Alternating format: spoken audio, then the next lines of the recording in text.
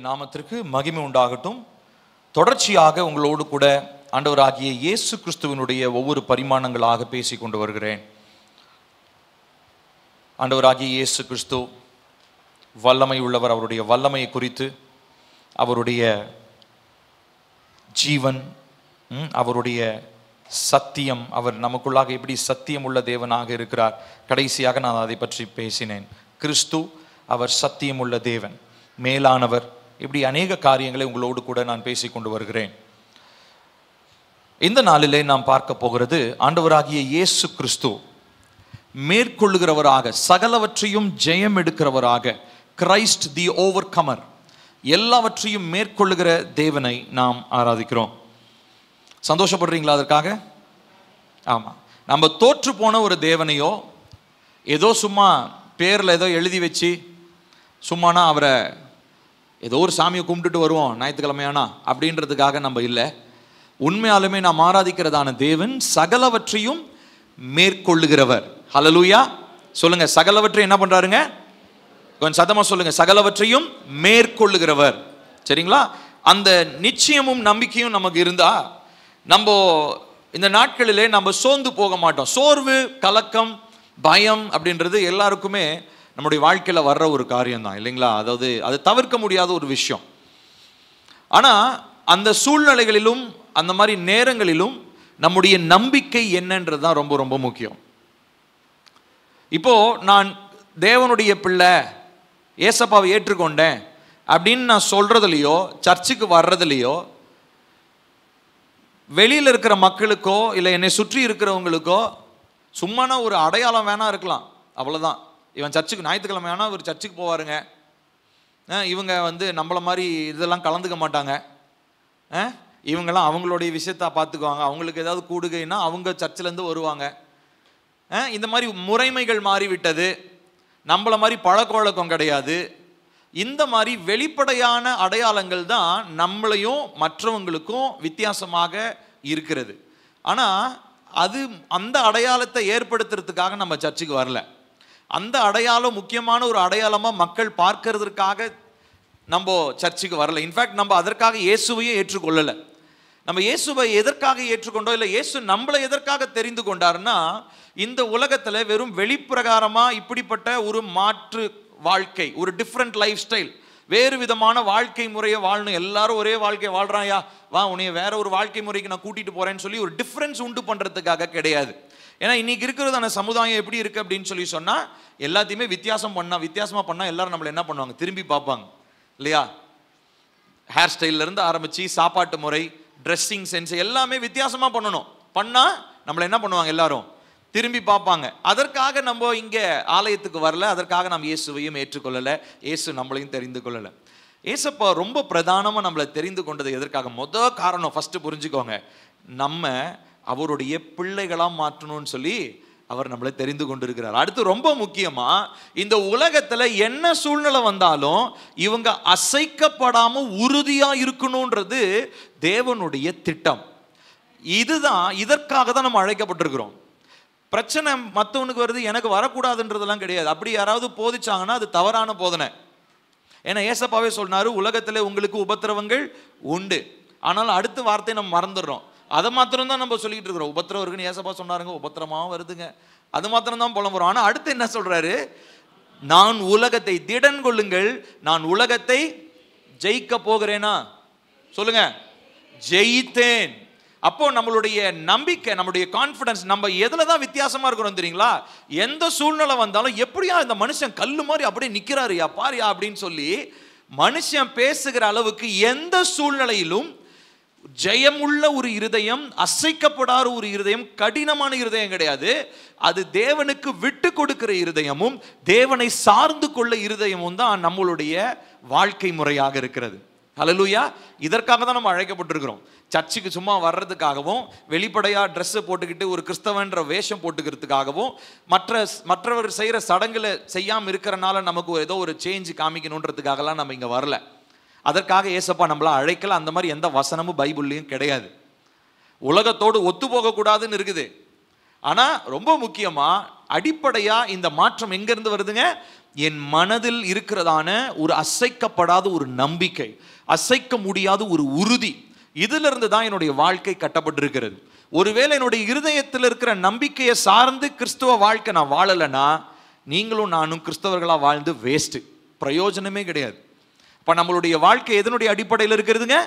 இருதயத்திலே நாம் என்ன நிர்ணயம் பண்ணி கொள்ளுகிறோம். whom do we trust? நாம் யாரை நம்புகிறோம்? நாம் நம்புகிறவர் எப்படிப்பட்டவர்? அவர் எப்படிப்பட்ட சூழ்நிலையிலே எல்லாவற்றையும் மேற்கொண்டவராக இருக்கிறார். அவர் மேல நம்பிக்கை இருப்பதனாலே நான் கலங்குவது இல்லை. நான் ஒரு சம்பவத்தை சொல்லி அதோடு கூட இந்த செய்தியை நான் ஆரம்பிக்க விரும்புகிறேன். மறைந்த ஒரு பெரிய ஒரு ஊழியக்காரர் பில்லி கிரஹாம் என்கிறதான ஒரு தேவ மனிதன். அவருடைய மகனாகிய பிராங்க்லின் கிரஹாம், அந்த பில்லி கிரஹாம்ன்றவர் கிட்டத்தட்ட 95 வயதுக்கு மேலே தான் ரீசெண்டாக தான் இறந்தவர். 5 வருடங்களுக்கு முன்பதாக, 4-5 வருடங்களுக்கு முன்பதாக இருந்தார். பயங்கரமாக தேவனுக்காக எல்லா தேசங்களிலும் சென்று அவர் இவாஞ்சலிஸ்ட், அவர் வந்து சுவிசேஷகர், சுவிசேஷ ஊழியம் தான் அவர் செய்வார். அவர் பேசினாருன்னா அவருடைய சுவிசேஷத்தை யாருமே மறுக்க முடியாது. இன்ஃபேக்ட் நிறைய நாத்திகர்கள் கூட அவரிடத்துல வந்து பேசி தோற்று போனதில்லை, இயேசுவை ஏற்றுக்கொண்டு போயிருக்கிறாங்க. நிறைய நேரங்களில் நாத்திகங்க கிட்ட கிறிஸ்தவங்க பேசும்போது அவங்கள தோக்கடிச்சு என் பாயிண்ட்டை ப்ரூவ் பண்ணணும் தான் நிறைய பேர் பேசுவாங்க. கவனிச்சிருக்கிறீங்களா? இந்த தர்க்கம் வரும் பார்த்தீங்களா? ஹிந்துஸ் முஸ்லீம் கிறிஸ்டியன், இதில் என்ன பேசுறது, நம்ம பேசி அவனை வாய் அடக்க வைக்கணும்டா அப்படின்னு அந்த மாதிரி நோக்கம் ஏசப்பா ஒரு நாளும் நமக்கு கற்றுக் கொடுக்கல. நம்ம பேசும்போது அவங்களுக்குள்ள ஒரு உணர்த்துதல் உண்டாகணும், ஒரு ஒரு ஒரு ஒரு கன்விக்ஷன் உண்டாகணும். இப்போ இந்த மாதிரி ஒரு ஊழியம் செஞ்சவர் தான் பில்லி கிரஹாம். அவர் மரித்ததுக்கு அப்புறம் அவருடைய ஃபியூனரல் சர்வீஸை நான் ஆன்லைனில் பார்த்து கொண்டிருந்தேன். அதில் அவருடைய பிள்ளைகள் நிறைய பேர் இருந்தாங்க. அதில் மூத்த மகன், அவருடைய மகன் பிராங்க்லின் கிரஹாம் என்பவர், அவர் வந்து அந்த இடத்துல அந்த அந்த ஃபியூனரல் சர்வீஸில் அவர் பேசுகிறார். அதுக்கு முன்னாடி இன்னொரு சம்பவத்தை நான் வாசித்தேன், அதையும் நான் சொல்லி இதோட தொடர்பு படுத்த நான் விரும்புகிறேன். அதுக்கு முன்னாடி 1930ஸ்லேயோ 40ஸ்லையோ 1940ஸ்லையோ சம்திங் அந்த டைமில் அமெரிக்காவில் இருக்கிறதான ஒரு இறையியல் கல்லூரி, அதில் இருந்ததான ஒரு மாணவன். அவங்க அந்த இறையியல் கல்லூரி பைபிள் காலேஜில் ஊழியத்துக்கு போகிறவங்கலாம் பைபிள் காலேஜ் படிச்சுட்டு வருவாங்க இல்லைங்களா? இந்த மாதிரி ஒரு மாணவர் ஒருவர் என்ன பண்ணுறாங்க, ஒரு குரூப்பாக ஒரு ட்ரிப்பு போடுறாங்க. அந்த ட்ரிப்பை எங்கே போகிறாங்க அப்படின்னா அவங்க இங்கிலாந்துக்கு போகிறாங்க. இங்கிலாந்து தேசத்தில் ஜான் வெஸ்லி என்கிறதான ஒரு பெரிய ஒரு ஊழியக்காரர், அவருடைய வீட்டிற்கு அவங்க போய் அவர் இறந்துட்டார். அந்த ஜான் வெஸ்லின்ற ஒரு பயங்கரமான எழுப்புதலுக்கு காரணமாக இருந்த ஒரு பெரிய ஒரு ஊழியக்காரர், அவர் வந்து இறந்துட்டார். அவருடைய வீட்டிற்கு போய் இந்த இறையியல் மாணவர்கள்லாம் போய் பார்க்குறாங்க. அப்போது அதில் பார்த்துட்டு அங்கே சுற்றி முற்றி அவருடைய வீடெல்லாம் பார்த்து அவருடைய ஜப அறை இதெல்லாம் பார்க்குறாங்க. அப்போது பார்த்த உடனே அவருடைய அவருடைய பெட்ரூமுக்கு போகிறாங்க. அவருடைய பெட்ரூம் பக்கத்தில் பெட்டு பக்கத்தில் குழியாக 2 இடம் இருந்தது, குழி தரையில் குழியாக இருந்ததுங்களாம். அப்போது அந்த டியூட்டர் அங்கே கூட்டிகிட்டு போனவர் சொன்னாராம், இது என்ன அங்கே குழி அப்படின்னு மாணவர்கள் கேட்டப்போ அந்த டியூட்டர் சொன்னாராம், இந்த இடத்துல தான் ஜான் வெஸ்லி முட்டி போட்டு ஜெபம் பண்ணுவார் அப்படின்னா. முட்டி போட்டு தர குழியாக போச்சு, தர குழி விழுந்து போயிடுச்சு. அப்படிப்பட்ட ஒரு ஜப வீரனாக அவர் இருந்தார். சரி, இப்போ இதெல்லாம் இந்த ட்ரிப்லாம் முடிச்சுட்டு இந்த இறையியல் மாணவர்கள்லாம் கிளம்பி வந்துட்டாங்க. கிளம்பி வரும்பொழுது எல்லாம் வந்து பஸ்ஸில் ஏறிட்டாங்க. ஸ்டூடெண்ட்ஸ் எண்ணி பார்த்தா ஒரு ஆட்களை காணும், ஒருத்தரை காணும். எங்கே போனாங்க என்னன்னு தேடி போய் பார்த்தா அங்கே அவர் முட்டி போட்ட அதே இடத்துல ஒரு மாணவன் முட்டி போட்டு ஜெபம் பண்ணிட்டு இருக்கிறாரு. யாருன்னா அதுதான் பில்லி கிரஹாம். பில்லி கிரஹாம் அதே இடத்துல முழங்கால் படியிட்டு அவர் ஜெபித்த ஜெபம், கர்த்தாவை இன்னும் ஒரு முறை அதே அபிஷேகத்தை எனக்கு தருவீராக. அந்த ஜெபத்துக்கு கர்த்தர் பதில் தந்து அந்த மனுஷனை உலகம் இதுவரை காணப்படாத ஒரு வரலாற்று, அவருடைய ஃபியூனரல்ல முழு அமெரிக்க தேசமும் அவருடைய ஃபியூனரலுக்கு பயங்கர மரியாதை செலுத்தினாங்க. நீங்கள் பில்லி கிரஹாம் ஃபியூனரல்னு யூடியூப்பில் போட்டு பாருங்கள். ஒவ்வொரு ஸ்டேட்லேயும், ஒவ்வொரு கவுண்டிலையும், ஒவ்வொரு மாகாணங்களிலும் அவருக்கு மரியாதை செலுத்தப்பட்டுச்சு. அதாவது அவர் அந்த கவர்மெண்ட் அஃபீஷியல்ஸ்லாம் மரித்தா எப்படி மரியாதை இருக்கும், அந்த மாதிரி ஒரு மரியாதை. காரணம் என்ன? அவர் என்ன அப்படி சொத்து சேர்த்து வச்சாரா, ஏதாவது பண்ணாரா? கிடையாது. இயேசுவுக்காக மாத்திரம் அவர் நின்னார். இயேசுவை வல்லமையா அவர் பிரசங்கிச்சார்.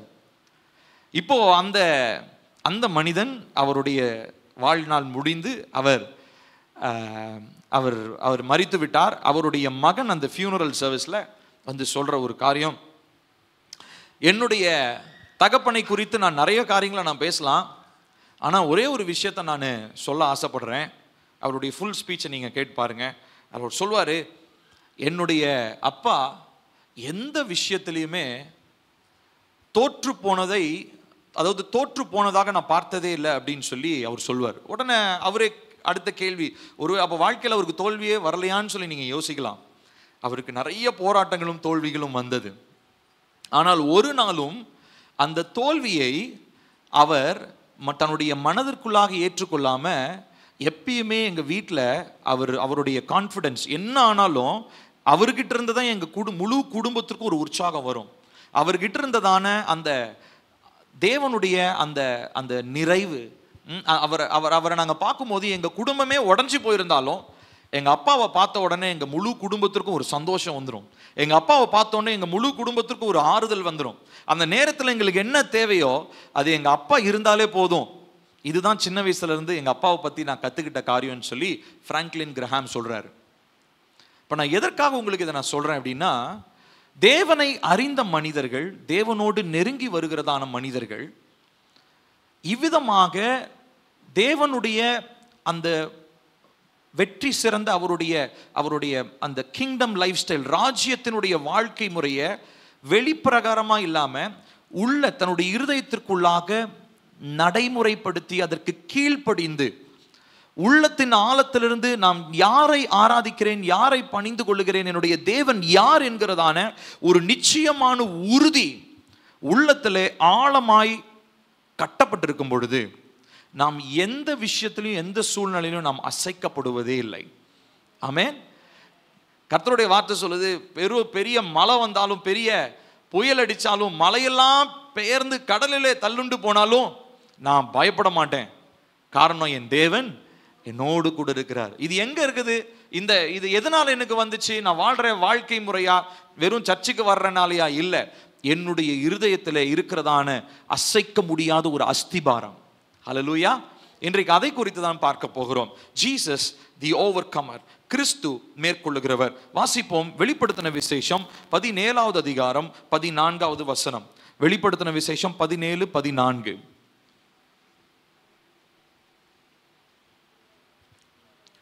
இவர்கள் ஆட்டுக்குட்டியானவருடனே யுத்தம் பண்ணுவார்கள். ஆட்டுக்குட்டியானவர் கர்த்தாதி கர்த்தரும் ராஜாதி ராஜாவுமாய் இருக்கிறபடியால் அவர்களை ஜெயிப்பார். போதும் போதும், அந்த பார்ட் மட்டும் தான் எடுத்துக்க போறோம். ஃபர்ஸ்ட் வந்து வாசிப்போம். இவர்கள் ஆட்டுக்குட்டியானவருடனே யுத்தம் பண்ணுவார்கள். ஆட்டுக்குட்டியானவர் கர்த்தாதி கர்த்தரும் ராஜாதி ராஜாவுமாய் இருக்கிறபடியால் அவர்களை ஜெயிப்பார்.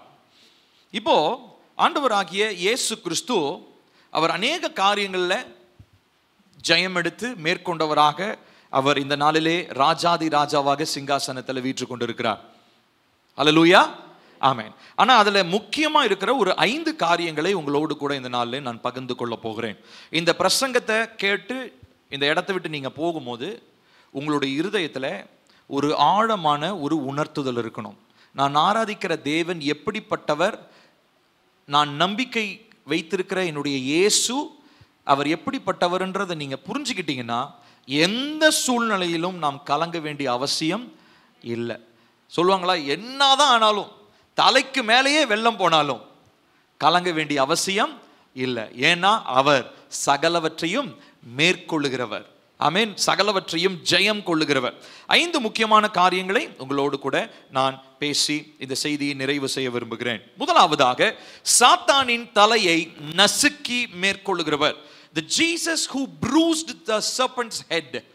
சாத்தானுடைய தலையை நசுக்கி மேற்கொள்ளுகிறவர். வாசிப்போம் ஆதியாகமம் 3வது அதிகாரம் 15வது வசனம். ஆதியாகமம் 3வது அதிகாரம் 15வது வசனம். இந்த வார்த்தை இது எல்லாருக்கும் தெரிந்திருக்கும். ஏற்கனவே குவிஸ்ல கூட இதை பத்தி ஒரு கேள்வி கேட்டாங்க ஒரு few months back. ஞாபகம் இருக்கான்னு தெரியல. வாசிக்கலாம் அந்த வசனத்தை. உனக்கும் ஸ்திரீக்கும் உன் வித்துக்கும் அவள் வித்துக்கும் பகை உண்டாக்குவேன், அவர் உன் தலையை நசுக்குவார், நீ அவர் குதிங்காலை நசுக்குவாய் என்றார். இப்போ யாரை பார்த்து இந்த வார்த்தையை தேவன் சொல்றாருங்க? யாரை பார்த்து சொல்றாரு? பிசாசு, சர்ப்பத்தை பார்த்து சொல்றாரு. சரிங்களா? சபிக்கப்பட்ட சர்ப்பம். ஏன்னா அந்த சர்ப்பத்தை பொசஸ் பண்ணது யாருங்க? பிசாசு. சரி, சாத்தான் பொசஸ் பண்ணிக்கிட்டான். இப்ப சாத்தானுக்கு ஒரு சாபத்தை கொடுக்குறாரு. அவர் அப்படின்னு சொல்லப்படுது. இந்த அவர்ன்றது எவரு? இவரு இந்த ஸ்திரீயினுடைய வம்சத்துல பிறக்க போகிற இன்னொரு ஸ்திரீ. அந்த ஸ்திரீ, உனக்கும் ஸ்திரீக்கும் உன் வித்துக்கும் அவள் வித்துக்கும், அவங்களுடைய வயிற்றுல ஒரு சீடு வரப்போகுது. அந்த சீட்ல இருந்து பிறக்க போறவர் ஒருத்தர் வர போறாரு. அவர் உன்னை என்ன பண்ணுவார்? உன்னுடைய தலையை நசுக்குவார். இந்த வார்த்தையை இறையியல் வார்த்தையில சொல்லணும் அப்படின்னா புரோட்டோடைப் அப்படின்னு சொல்லுவாங்க. புரோட்டோடைப்னா கேள்விப்பட்டிருப்பீங்க. என்ன அப்படின்னா, ஒரு நிஜத்துல ஒரு காரியம் நடக்கிறதுக்கு முன்னாடி மாதிரியாக ஒரு விஷயத்தை உருவாக்குதல். இப்போ உதாரணத்திற்கு ஒரு பில்டிங் கட்டுறோம் அப்படின்னா, பில்டிங் கட்டுறதுக்கு முன்னாடி என்ஜினியர் என்ன பண்ணுவாருங்க? பில்டிங் பிளான் போடுவார். கரெக்டா? பில்டிங் பிளான் போடுவாங்க. அதுக்கப்புறம் 3D ஸ்ட்ரக்சர் உருவாக்குவாங்க. இப்போ 3D ஸ்ட்ரக்சர்லாம், இப்போ இந்த சர்ச்சை கட்டுற போது ஒரு என்ஜினியர் ஒருத்தர் இருந்தார். நல்ல மனிதன், சாம்சன் என்கிறதான ஒரு என்ஜினியர். அவர் தான் நமக்கு இந்த சர்ச்சை வடிவமைத்து கொடுத்தார். எனக்கு நல்லா ஞாபகம் இருக்கு. அப்போ அம்மாச்சி இருந்த டைம்ல வீட்டுக்கு இவ்வளோ பெரிய தெர்மோக்கோல்ல அந்த சர்ச்சினுடைய வடிவமைப்பை அழகா வச்சு வரைஞ்சி அப்படியே அழகா கொண்டு வந்தார். அது பார்க்கும்போது ரொம்ப அழகா இருந்தது. இப்போ அதெல்லாம் கிடையாது. இப்போல்லாம் நம்ம ஃபோன்லேயே 3D வியூவிங் எல்லாம் வந்துருச்சு. இப்போ நம்மளுடைய பில்டிங் எப்படி இருக்கும், எந்த இடத்துல என்ன ஜன்னல் வைக்கணும், கதவு வைக்கணும், இந்த இடத்துல சோஃபா வைக்கணும், இந்த இடத்துல டிவி மாட்டணுன்றது முதற்கொண்டு நம்ம எல்லாம் ஃபுல்லாக என்ன பண்ணிடலாங்க, நம்ம டிசைன் பண்ணிடலாம். இதை தான் புரோட்டோடைப்னு சொல்லுவாங்க. இப்போ இதில் இருக்கிற மாதிரியே தான் என்ஜினியர் என்ன பண்ணுவாருங்க, கட்டுவார். இப்போ இதே மாதிரி தான் இந்த கிறிஸ்துவனுடைய அந்த அவருடைய செயல், ஆண்டவராகிய இயேசு கிறிஸ்து செய்ய போகிற முக்கியமான செயல் என்னதுங்க? பிசாசனுடைய தலையை நசுக்குதல் அப்படின்றதான அந்த செயலை ஒரு மாதிரியாக வெளிப்படுத்தினதான வார்த்தை தான் என்ன வார்த்தைங்க? இந்த வார்த்தை. இந்த ஆதியாகமம் 3:15 மறக்கவே கூடாது. அப்ப இந்த 3:15 ஒரு தீர்க்க தரிசனமான ஒரு வார்த்தை, இயேசுவை பற்றியதான ஒரு வார்த்தை, நிறைவேற போகிற ஒரு வார்த்தை. அதுல ரொம்ப முக்கியமா பிசாசனுடைய தலையை நசுக்கும்படி கர்த்தர் உறுதி, அதாவது அவர் ஒரு ப்ராமிஸ் பண்ணிட்டார். அவரே உன் தலையை அவர் என்ன பண்ணுவாரு?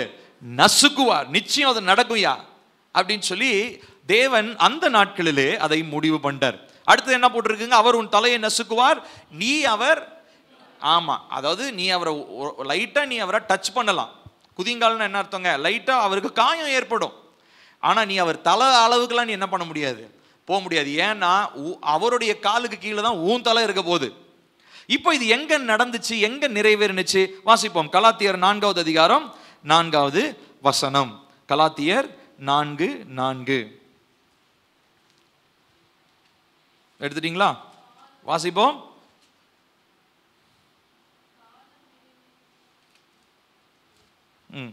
காலம் நிறைவேறின போது ஸ்திரீனிடத்தில் பிறந்தவரும், 4வது வசனத்திலிருந்து வாசிப்போம். நாம் புத்திர சுவிகாரத்தை அடையும்படி நியாய பிரமாணத்திற்கு கீழ்ப்பட்டவர்களை மீட்டு கொள்ளத்தக்கதாக காலம் நிறைவேறின போது ஸ்திரீனிடத்தில் பிறந்தவரும் நியாய பிரமாணத்திற்கு கீழானவருமாகிய தம்முடைய குமாரனை தேவன் அனுப்பினார்.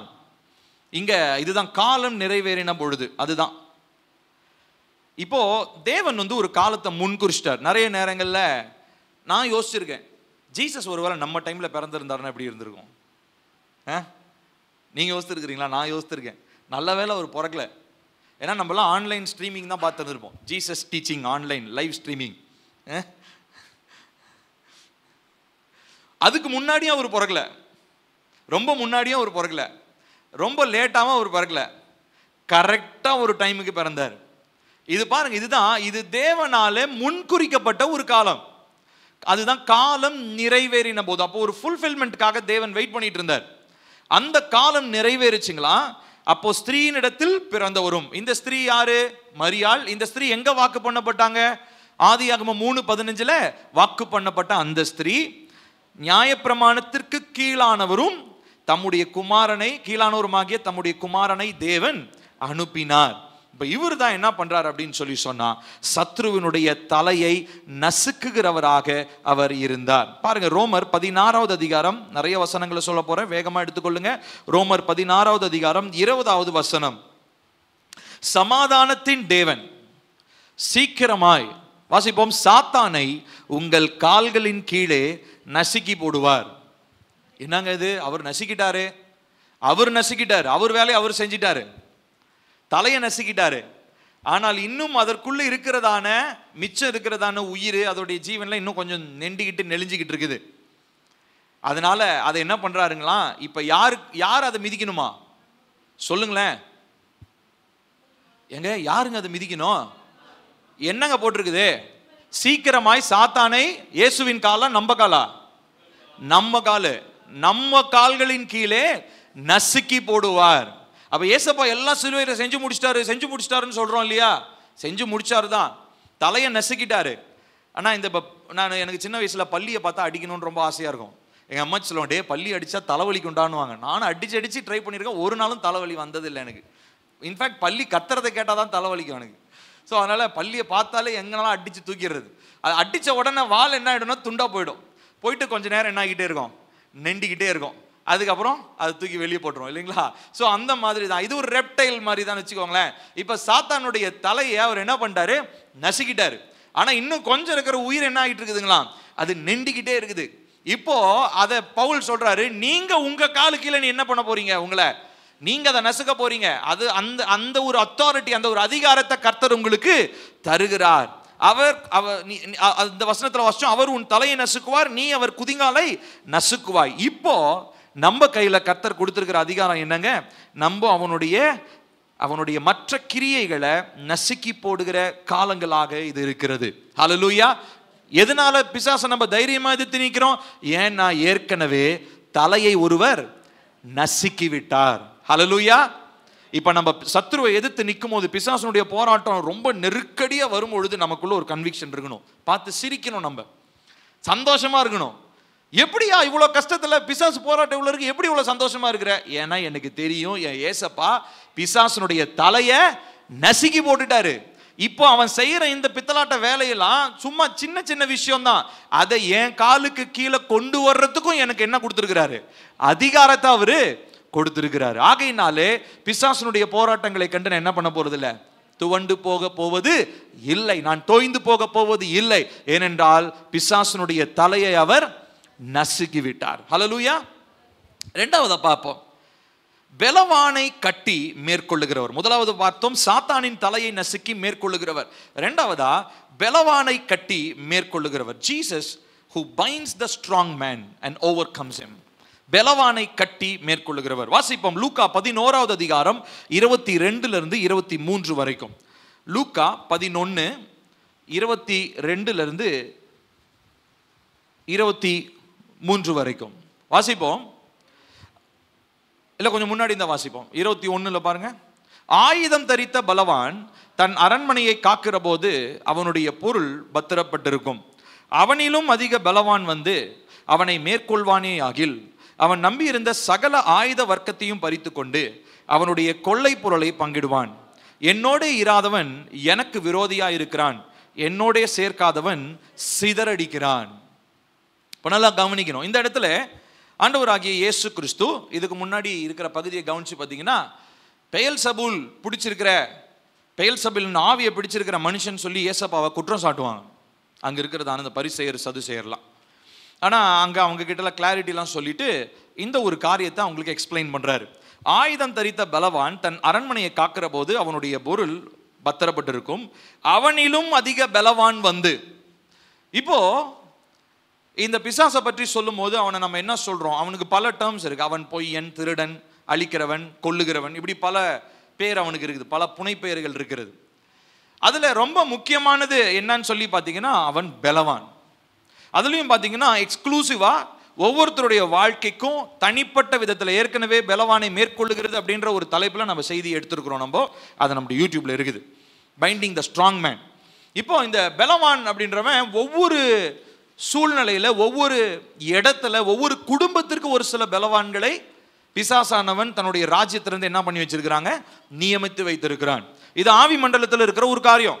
இதை நம்ம பார்க்கல அப்படின்னு சொல்லி சொன்னா, நம்மளுடைய கண்கள் அடைக்கப்பட்டிருக்கும் சொல்லி சொன்னா, நம்ம என்ன பண்ணிட்டே இருப்போம்னா, நம்ம புலம்பிக்கிட்டே இருப்போம். எதனால இந்த பிரச்சனை, ஏன் இப்படி பண்றாங்க, ஏன் அவர் இப்படி பண்றாரு, ஏன் இவர் இப்படி பண்றாருன்னு சொல்லி சூழ்நிலைகளையும் மனிதர்களையும் பார்த்து கொண்டே இருப்போமோ ஒழிய, இதற்கு பின்னாடி ஒரு பலவான் ஒருவன் கிரியை செய்கிறான். உதாரணத்துக்கு ஒரு குடும்பம் இருக்கு, அந்த குடும்பத்துல ரட்சிப்பே உண்டாக முடியாதபடி ஒரு கட்டு பல வருஷமா இருக்கு அப்படின்னா, அப்போ கண்டிப்பா அந்த குடும்பத்தில் இருக்கிற பலவானை நம்ம என்ன பண்ணணுங்க, கண்டுபிடிக்கணும். அவன் யாருன்னு நம்ம தெரிஞ்சுக்கணும். ஆவிக்குரிய கண்கள் திறக்கப்படும்படி கேட்கணும். கர்த்தர் நமக்கு உணர்த்துவார், கர்த்தர் நம்மோடு கூட வெளிப்படுத்துவார், நிச்சயமா பேசுவார். நான் அந்த மாதிரி தனிப்பட்ட விதங்கள்ல என் வாழ்க்கையில் இருக்கக்கூடிய நிறைய பிரச்சனைகளுக்கு நான் ஜெபித்து மறைந்திருக்கிற பலவான்களை கர்த்தர் எனக்கு வெளிப்படுத்தி இருக்கிறார். நான் அதை பல நேரங்களிலே இயேசு கிறிஸ்துவின் கிருபையினால நான் ஜெயம் எடுத்திருக்கிறேன். இது நான் உங்களுக்கு முன்னாடி சாட்சியா சொல்றேன். நான் உங்களுக்கு சும்மா இங்க உட்காந்து கதை விடலை. ஆகையினாலே நம்ம வாழ்க்கையில் இருக்கிறதான ஸ்டபர்ன் சிச்சுவேஷன்ஸ், அதாவது விடாப்பிடியான ஒரு சில சூழ்நிலைகள், மாற முடியாத ஒரு சில காரியங்கள், இது எல்லாவற்றுக்கும் பின்னாடி சத்ருவின் ராஜ்யத்தினால நியமிக்கப்பட்டிருக்கிறதான பலவான் ஒருவன் என்ன பண்ணிட்டு இருக்கிறான். இப்போ கர்த்தருடைய வார்த்தை, ஏசப்பா என்ன சொல்றாரு, இப்போ ஒரு பலவான் இருக்கிறது ரைட்டு தான், ஆனா அதை காட்டிலும் இன்னும் ஒரு பெரிய பலவான் ஒருத்தன் வந்தாருன்னா அவர் என்ன பண்ணிடுவாரு சொல்லுங்களேன். இவனை கட்டி இவன் கொள்ள அடிச்சு வச்சிருக்கிற எல்லாவற்றையும் அவர் என்ன பண்ணிடுவாருங்களா, எடுத்து நமக்கு தருகிறவராய் இருக்கிறார். வாசிப்போம். ஏசாயா 49வது அதிகாரம் 24 to 26. ஏசாயா 49 24 to 26.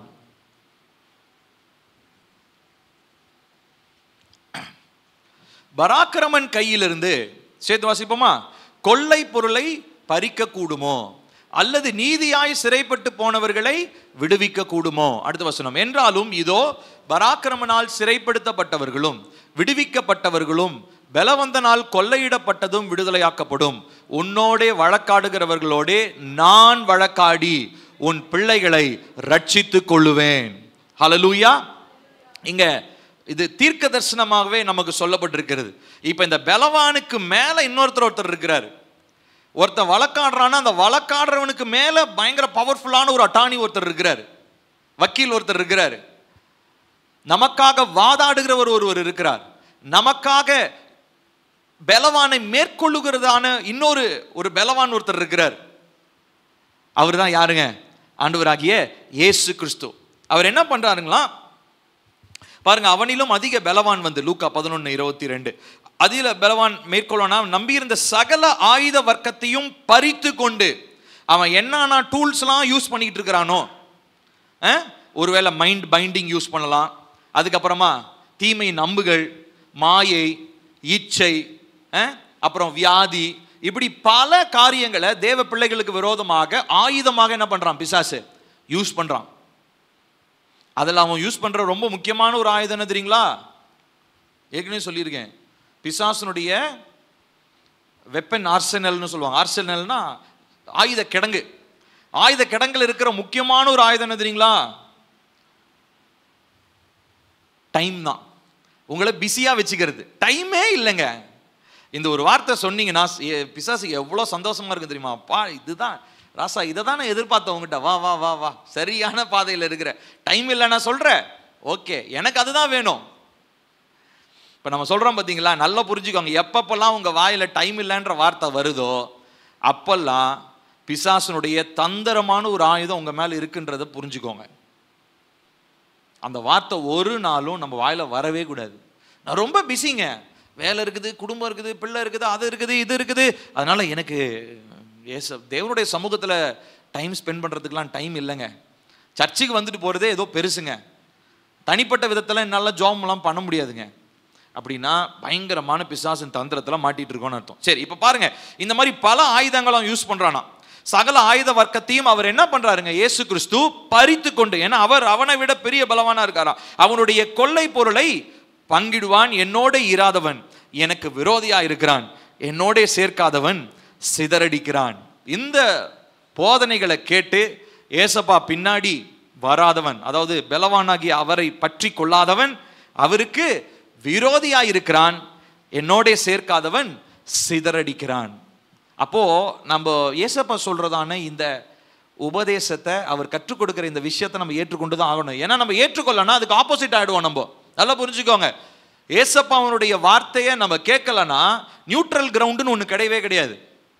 நான் சொல்றது புரியுதுங்களா? நிறைய பேர் வந்து அப்படியே நியூட்ரலாக போயிடலாங்க. அந்த பக்கமும் வேண்டாம், இந்த பக்கமும் வேண்டாம், பிசாசு பக்கமும் வேண்டாம், ஒரேடியா தேவன் தேவன்னு உட்காந்து சர்ச்சிலையும் ஜபத்திலையும் பிரேயர்லையும் வேண்டாம். என்ன பண்ணுவோம்?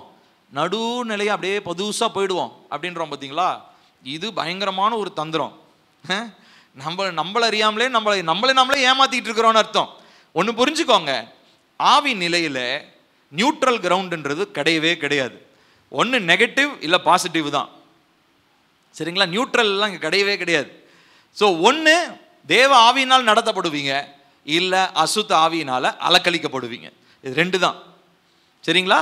தேவ ஆவியினால் நடத்தப்படுதல், இன்னொரு பக்கம் அசுத்த ஆவியினால் நடத்தப்படுதல் இல்லை, அலக்கழிக்கப்படுதல். நான் சொல்றது உங்களுக்கு புரியுதுங்களா? இப்போ அதை தான் ஏசப்பா சொல்றாரு, நீ என்னோட இருந்தீன்னா எனக்குரியவனா நீ இருப்ப. பாங்க, என்னோட இராதவன் எனக்கு விரோதியா இருக்கான். அப்படின்னா என்ன அர்த்தம்? என் கூட நீ இல்லைன்னா நீ எனக்கு ஆப்போசிட் தான். நீ நடுவில் போயிட்டு, இல்லை ஏசப்பா பொதுவாக ஒரு நடு கோட்டில் நான் நின்றுக்கிறேன், அந்த பக்கமும் வேணாம் இந்த பக்கமும் வேணாம், இப்படிலாம் நம்ம பேசவே முடியாது. என் கூட இல்லைன்னா நீ எனக்கு எதிரி தான், எனக்கு விரோதமானவன் தான். என்னோட சேர்க்காதவன் சிதறடிக்கிறான். இந்த வசனத்தை நம்ம மத்தேயு 12:30 நம்ம வாசிக்கிறோம். மார்க் 9:40 நம்ம வாசிக்கிறோம். மார்க் 9:40 மட்டும் வாசிக்கலாமா? மார்க் 9வது அதிகாரம் 40வது வசனம். நமக்கு விரோதமாய் இராதவன் நமது பட்சத்தில் இருக்கிறான். நமக்கு விரோதமாய் இருக்கிறவன் நமக்கு எதிர்க்கிறான், நமக்கு விரோதமாய் இராதவன் நமது பட்சத்தில் இருக்கிறான். சரிங்களா? ஸோ பிசாசுகளை துரத்துற ஒருத்தனை சீஷர்கள் பார்க்குறாங்க. ஏசப்பா உங்க பேரை சொல்லி ஒருத்தன் என்ன பண்ணிட்டு இருக்கிறான், பிசாசு ஓட்டிக்கிட்டு இருக்கிறான் அப்படின்னு உடனே ஏசப்பா என்ன சொல்றாரு, அவனை விட்டுருங்க. நாங்கள் போய் இவங்க அப்போ இவங்களுக்குள்ள என்னன்னு இந்த 12 பேருக்கும் ஒரு எரிச்சல் வந்துருக்கும் இல்லையா? ஏய், ஏசப்பா கூட நாங்கள் சுற்றிக்கிட்டு இருக்கிறோம், எங்களுக்கெல்லாம் பேய் ஓட்டுறதுக்கு அதிகாரம் கொடுக்கணும், நீ என்னடா அவர் பேரை சொல்லி என்னடா பேய் ஓட்டிகிட்டு இருக்கிற அப்படின்னு கண்டிப்பாக கோவம் வந்திருக்கும்னு நினைக்கிறேன் அவங்களுக்கு. அதனால போய் போட்டு கொடுக்குறானுங்க. ஆனால் ஏசப்பாவுடைய பதில் வந்து அப்படியே தலைகீழாக இருக்குது. யார் அவனை பிடிச்சிட்டு வா அப்படின்லாம் அவர் சொல்லலை, விட்டுரு, அவனை அப்படியே விட்டுரு, நமக்கு விரோதமாக இருக்கிறவன் நமக்கு விரோதமாக இராதவன் நமது பட்சத்தில் இருக்கிறான், அவன் நம்ம வேலையை தான் செஞ்சுட்டு இருக்கிறான், அவனை விட்டுரு அப்படின்னு சொல்லி சொல்றார். ஸோ இந்த இடத்துல நாம் பார்க்கிறோம், பலவானுக்கு மேலாக ஜெயம் கொள்ளுகிற தேவனை நாம் ஆராதிக்கிறோம். ஹல்லேலூயா. அப்போ நம்ம என்ன பண்ணணும்னா, நம்ம வாழ்க்கையில் இருக்கிறதான இந்த கடினத்தன்மையோடு இருக்கிற கிரியைகளுக்கு மேலே செயல்படுகிற பலவான கர்த்தர் நமக்கு வெளிச்சம் காட்டும்படி நம்ம ஜெபிக்கணும். ஒருவேளை பிள்ளையினுடைய ரட்சிப்பாக இருக்கலாம், பொருளாதாரமாக இருக்கலாம். கர்த்தாவே, இந்த பொருளாதாரத்தை கட்டி வச்சிருக்கிற பலவானை என் கண்களுக்கு நீங்க காண்பீங்க. ஏன்னா அந்த பலவானுக்கு மேல நீங்க என்ன பண்ணிருக்கிறீங்க, பலவானாக அவனுடைய ஆயுத வர்க்கத்தை எல்லாம் என்ன பண்ணிருக்கிறீங்க, நீங்க உரிந்து கொண்டு அவனை நீங்க தோற்கடிச்சிருக்கிறீங்க. அதனால நான் இப்போ என்ன பண்றேன், நீங்க எனக்கு கொடுத்திருக்கிற அதிகாரத்தினால அந்த பலவானை நான் முந்தி கட்டுகிறேன். நம்ம வாசிக்கிறோம் இல்லைங்களா, பலவானை முந்தி கட்டினால் ஒழிய பலவானுடைய பொருட்களை நம்ம என்ன பண்ண முடியாதுங்களா, கொள்ளையிட முடியாது. அப்போ கர்த்தர் நமக்கு அந்த அதிகாரத்தை கொடுத்திருக்கிறார். அவர் ஜெயிச்சிட்டார் பலவானுக்கு மேல. ஆனா இப்போ ஒவ்வொரு நாளும் நம்ம எதிர்கொள்ளுகிற பல ஸ்ட்ராங் மேன் இருக்கிறாங்க. அந்த ஸ்ட்ராங் மேனுக்கு மேல ஜெயம் கொள்ளுகிற அதிகாரத்தை கர்த்தர் நமக்கு கொடுத்திருக்கிறார். ஹல்லேலூயா.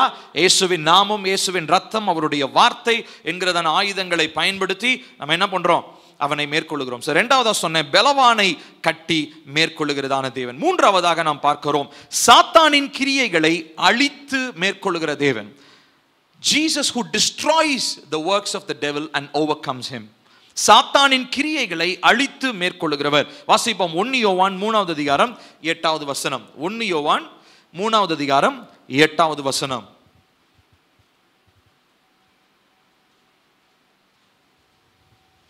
சேர்ந்து வாசிப்போமா? பாவம் செய்கிறவன் பிசாசினால் உண்டாயிருக்கிறான், ஏனெனில் பிசாசானவன் ஆதி முதல் பாவம் செய்கிறான். பிசாசனுடைய கிரியைகளை அழிக்கும்படிக்கே தேவனுடைய குமாரன் வெளிப்பட்டார். திரும்ப எல்லாரும் சத்தமா வாசிக்கலாமா? பைபிள் வச்சிருக்கவங்க பைபிளை பார்த்து வாசிங்க, இல்லாதவங்க ஸ்கிரீனை பார்த்து வாசிங்க. பாவம் செய்கிறவன் பிசாசினால் உண்டாயிருக்கிறான், ஏனெனில் பிசாசானவன் ஆதி முதல் பாவம் செய்கிறான். பிசாசனுடைய கிரியைகளை அழிக்கும்படிக்கு தேவனுடைய குமாரன் வெளிப்பட்டார். இப்ப ஆண்டவராகிய இயேசு கிறிஸ்து அவர் மூன்றாவதாக பிரதானமாக செய்தது, அவர் என்ன பண்றாருங்க, சத்துருவனுடைய கிரியைகள்.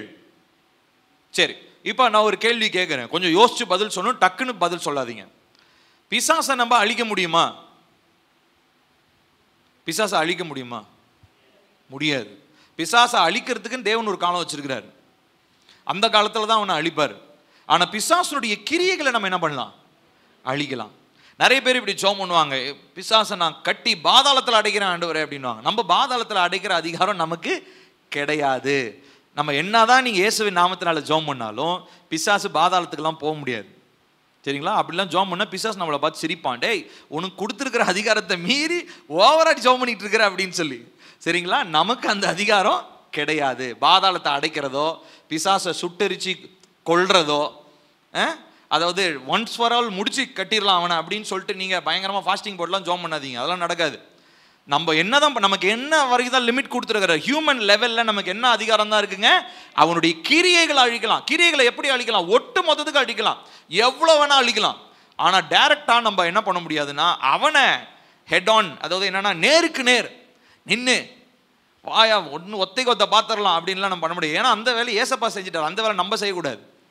நம்மளுடைய வேலை என்னன்னா, அவனுடைய கிரியைகளை நம்ம கரெக்டாக நம்ம புரிஞ்சுக்கணும். அதுக்கு தான் நமக்கு பகுத்தறிவு வேண்டும், டிசர்ன்மெண்ட் வேணும். நம்ம டிசர்ன்மெண்ட்டோட நம்ம என்ன பண்ணுறோம், இந்த ஸ்பிரிச்சுவல் வார்ஃபேர் நம்ம நிறைய இப்போ நம்ம சபையில் ஆவிக்குரிய யுத்தத்தை பற்றி பேசுகிறோம். அதனால் நமக்கு இது ரொம்ப தெரிஞ்சிருக்கணும். சரிங்களா? பிசாசை ஒரு நாளும் நம்ம என்ன பண்ண முடியாது, பாதாளத்தில் அடைக்க முடியாது. பிசாசை ஒரேடியாக நம்ம என்ன பண்ண முடியாது, கொல்லவும் முடியாது, அழிக்கவும் முடியாது. நம்ம என்ன தான் பண்ண முடியும், அவனுடைய கிரியைகளை அழிக்க முடியும். சரிங்களா? ஏசப்பா கூட நம்ம வெளிப்படுத்தின விசேஷத்தில் கவனிச்சு பாருங்க, ஒரேடியாக பிசாசை கொல்ற வேண்டி தானே. ஆனால் என்ன தெரியுங்களா பண்ணுறாரு, அவனுக்காகவும் அவனுடைய தூதர்களுக்காகவும் ஏற்படுத்தப்பட்ட அந்த நரகத்தில் அவனை தள்ளுறாரு. அங்கே இரவும் பகலும் அவன் என்ன பண்ணுவானா, நரகத்தில் வெந்து கொண்டு தான் இருப்பான், ஓயாமல் தொடர்ச்சியாக. யோசித்து பாருங்க, இது எவ்வளோ கொடுமையான ஒரு விஷயம்.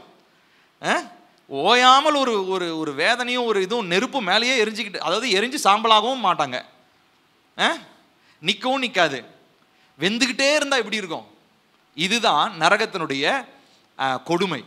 இப்போ இந்த காரியத்தில் அங்கே பிசாசுக்கு அழிவும் கிடையாது, பிசாசு எரிஞ்சிக்கிட்டே தான் இருப்பான். இது அவனுக்கு ஒரு காலத்தில் ஆண்டவராகிய இயேசு கிறிஸ்து வைத்திருக்கிறதான ஒரு ஒரு ஒரு ஒரு நேரம், ஒரு காலம் அவனுக்கு கர்த்தர் வைத்திருக்கிற திட்டம். ஆனால் இந்த பூமியில் அவனுடைய கிரியைகளை அவர் அழித்திருக்கிறார். அந்த கிரியைகளை அழிக்கிறதான முழு அதிகாரத்தை நமக்கு கொடுத்திருக்கிறார். ஹல்லேலூயா. அப்போ நம்ம ஒரு ஒரு விஷயத்துல நம்ம நல்ல தெளிவா இருக்கணும். நமக்கு விரோதமா ஏதாவது சாத்தானுடைய கிரியைகள் எழும்பும் போது நம்ம என்ன பண்ணணும் தெரியுமா? வைஸா இருக்கணும், நம்ம ஞானமா இருக்கணும், தந்திரமா இருக்கக்கூடாது. தந்திரம் வந்து யாருடைய வேலைங்க? பிசாசுடைய வேலை. ஆனா ஞானமா இருக்கிறது யாருடைய வேலை? தேவ பிள்ளைகளாகிய நம்மளுடைய வேலை. ஸோ இந்த ஞானத்தில் நம்ம என்ன பண்ணோம் அப்படின்னா, நம்ம டிசைன் பண்ணணும். இந்த பிரச்சனை என்னது? ஒரு பிரச்சனை வருதா, ஒரு ஒரு இஷ்யூ வருதா, ஒரு ஃபைனான்ஷியல் சிச்சுவேஷன் வருதா, ஒரு பலவீனம் வருதா, உடனே டிசைன் பண்ணுங்க, ஆண்டவர்கிட்ட கேளுங்க, ஆண்டவரே இது என்னது, எதனால வருது, இது எந்த கிரியை, நான் அழிக்க விடாம விட்ட எந்த பிசாசனுடைய கிரியை இப்போ என்ன பின்தொடர்ந்து வருது அப்படின்னு ஆண்டவர்கிட்ட கேளுங்க, கண்டிப்பாக வெளிப்படுத்துவார். அதுக்கப்புறம் அந்த கிரியையை இயேசுவின் ரத்தத்தினால, இயேசுவின் நாமத்தினால நம்ம என்ன பண்ண முடியுங்க? ஜெயம் கொள்ள முடியும். ஹல்லேலூயா. இப்ப பாவம் செய்கிறவன் பிசாசினால் உண்டா இருக்கிறான். அதை பற்றி ஒரு வசனத்தை வாசிப்போமா? யோவான் 8வது அதிகாரம் 44வது வசனம். யோவான், வேகமாயிடுங்க, 8வது அதிகாரம் 44வது வசனம். இங்க இந்த யூதர்கள் எல்லாம் ஏசப்பாவை சுத்தி நின்றுகிட்டு, நீ வந்து பிசாசினால் உண்டானவன் அப்படின்னு சொல்லி திட்டுறாங்க. அப்ப அவர் சொல்றாரு, அந்த யூதர்களை பார்த்து சொல்றாரு, வாசிப்போமா? நீங்கள் உங்கள் பிதாவாகிய பிசாசானவனால் உண்டானவர்கள், உங்கள் பிதாவினுடைய இச்சைகளின்படி செய்ய மனதாயிருக்கிறீர்கள். அவன் ஆதி முதற்கொண்டு மனுஷ கொலைபாதகனாய் இருக்கிறான். சத்தியம் அவனிடத்தில் இல்லாதபடியினால் அவன் சத்தியத்திலே நிலை நிற்கவில்லை. அவன் பொய்யனும் பொய்க்கு பிதாவுமாய் இருக்கிறபடியால் அவன் பொய் பேசும்போது தன் சொந்தத்தில் எடுத்து பேசுகிறான். இங்க யூதர்கள் அவங்கள என்ன சொல்ற, டேய் நான் ஆபிரகாமுடைய சந்ததி, அப்படியே மீசையெல்லாம் முறுக்கிக்கிட்டு, அவங்களுக்கு மீசை இருந்திருக்காது, தாடி இருந்திருக்கும்னு நினைக்கிறேன். நம்ம ஊரில் தான் மீசை வச்சுருக்காங்க. அந்த மாதிரி ஒரு சீன் ஞாபகம் வச்சுக்கோங்களேன். நம்மளாம் அப்படியே வைராக்கியம் வந்தால் அப்படியே எல்லாம் நெஞ்சை நிமித்திக்கிட்டு வேட்டியை மடித்து கட்டிக்கிட்டு போகிறாங்க பார்த்தீங்களா? அந்த மாதிரி தான் ஏசப்பா கிட்ட எல்லாம் கங்கணம் கட்டிக்கிட்டு நிற்கிறானுங்க. என்ன நீ சொல்லிட்டேன் என்னைய பார்த்து, நாங்களாம் ஆபிரகாமின் சந்ததி தெரியுமா உனக்கு அப்படின்னு ஒன்று ஏசப்பா சொல்கிறாரு. டேய் நீ ஆபிரகாம் சந்ததிலாம் கிடையாது, நீங்க பிசாசு சந்ததி, உங்க அப்பன் பிசாசு, பிசாசுக்கு பிறந்தவனுங்க நீங்க. எவ்வளவு பெரிய ஒரு இழிவான ஒரு வார்த்தை பாருங்க. ஆனா ஏசப்பா இதுதான் சொல்லி திட்டுறாரு. ஏன்னா அவனுங்களும் அப்படிதான் பேசுறானுங்க. அவனுக்கு சாதாரணமான ஒரு காரியத்தை அவனுங்க சொல்லல. பாருங்களேன், அதுக்கு முன்னாடி அவர் சொல்றாரு பாருங்க, நீங்கள் பாருங்க 41வது வசனம், 39வது வசனம். அதற்கு அவர்கள் ஆபிரகாமே எங்கள் பிதா என்றார்கள். இயேசு அவர்களை நோக்கி, நீங்கள் ஆபிரகாமின் பிள்ளைகளாக இருந்தால் ஆபிரகாமின் கிரியைகளை செய்வீர்களே. தேவனிடத்தில் கேட்டிருக்கிற சத்தியத்தை உங்களுக்கு சொன்ன மனுஷனாகிய என்னை கொல்ல தேடுகிறீர்கள்.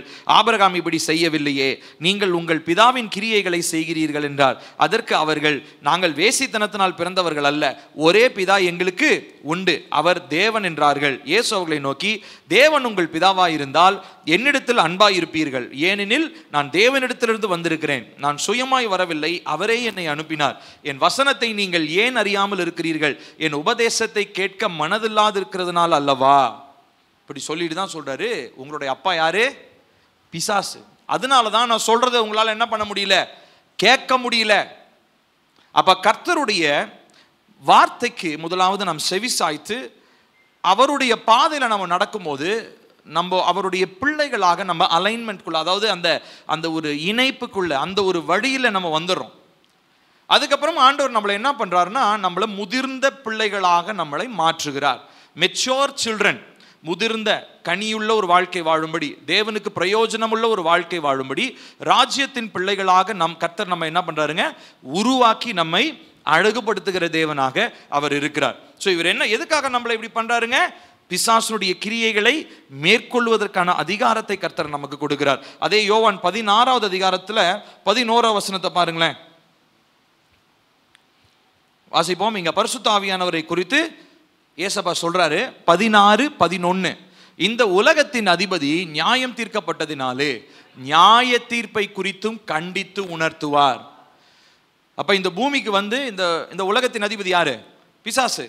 அவனை ஆண்டவர் என்ன பண்றாருங்களா, ஏசப்பா நியாயம் தீர்க்கிறாரு. அவனுடைய கிரியைகள் எல்லாமே தப்புன்னு சொல்றாரு. அதான் நியாயம் தீர்ப்புனா என்னதுங்க, ஜட்ஜ்மெண்ட் பாஸ் பண்றாரு. என்ன ஜட்ஜ்மெண்ட் பாஸ் பண்றாரு? அவனுடைய செயல்கள் எல்லாம் தப்பு, அவன் தவறானவன், அவனுடைய செயல்கள் எல்லாம் மோசமானது, அழிவுக்குரியது, இருளின் ராஜ்யத்துக்குரியது அப்படின்னு சொல்லி அவர் ஜட்ஜ்மெண்ட் அவர் வாயிலிருந்து வந்துருச்சு. நான் சொல்றது புரியுதுங்களா? ஸோ இந்த வார்த்தை வந்ததுனால இப்போ இது வரைக்கும் ரொம்ப பெரிய ஆளாட்டம் இருந்ததான பிசாசு இனிமே இப்போ என்னவாயிட்டான், குற்றவாளி ஆயிட்டான். ஏசப்பா வந்து இந்த வார்த்தையை சொல்லாததுக்கு முன்னாடி வரைக்கும் அவன் குற்றவாளியா இல்லை.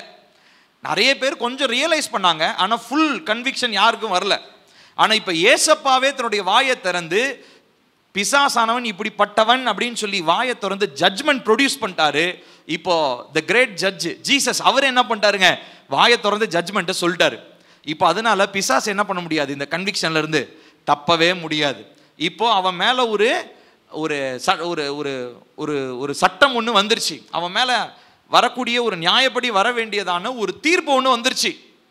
இப்போ இந்த தீர்ப்பு வந்ததுனால பாருங்க, நியாயம் தீர்க்கப்பட்டதுனாலே நியாய தீர்ப்பை குறித்தும் பரிசுத்த ஆவியானவர் என்ன பண்ணுவாருங்களா, நமக்கு கண்டித்து உணர்த்துகிற தேவனாக இருக்கிறார். ஏன்னா அவனுடைய கிரியைகளை அழிக்கும்படியே தேவனுடைய குமாரன் வெளிப்பட்டார். ஹல்லேலூயா.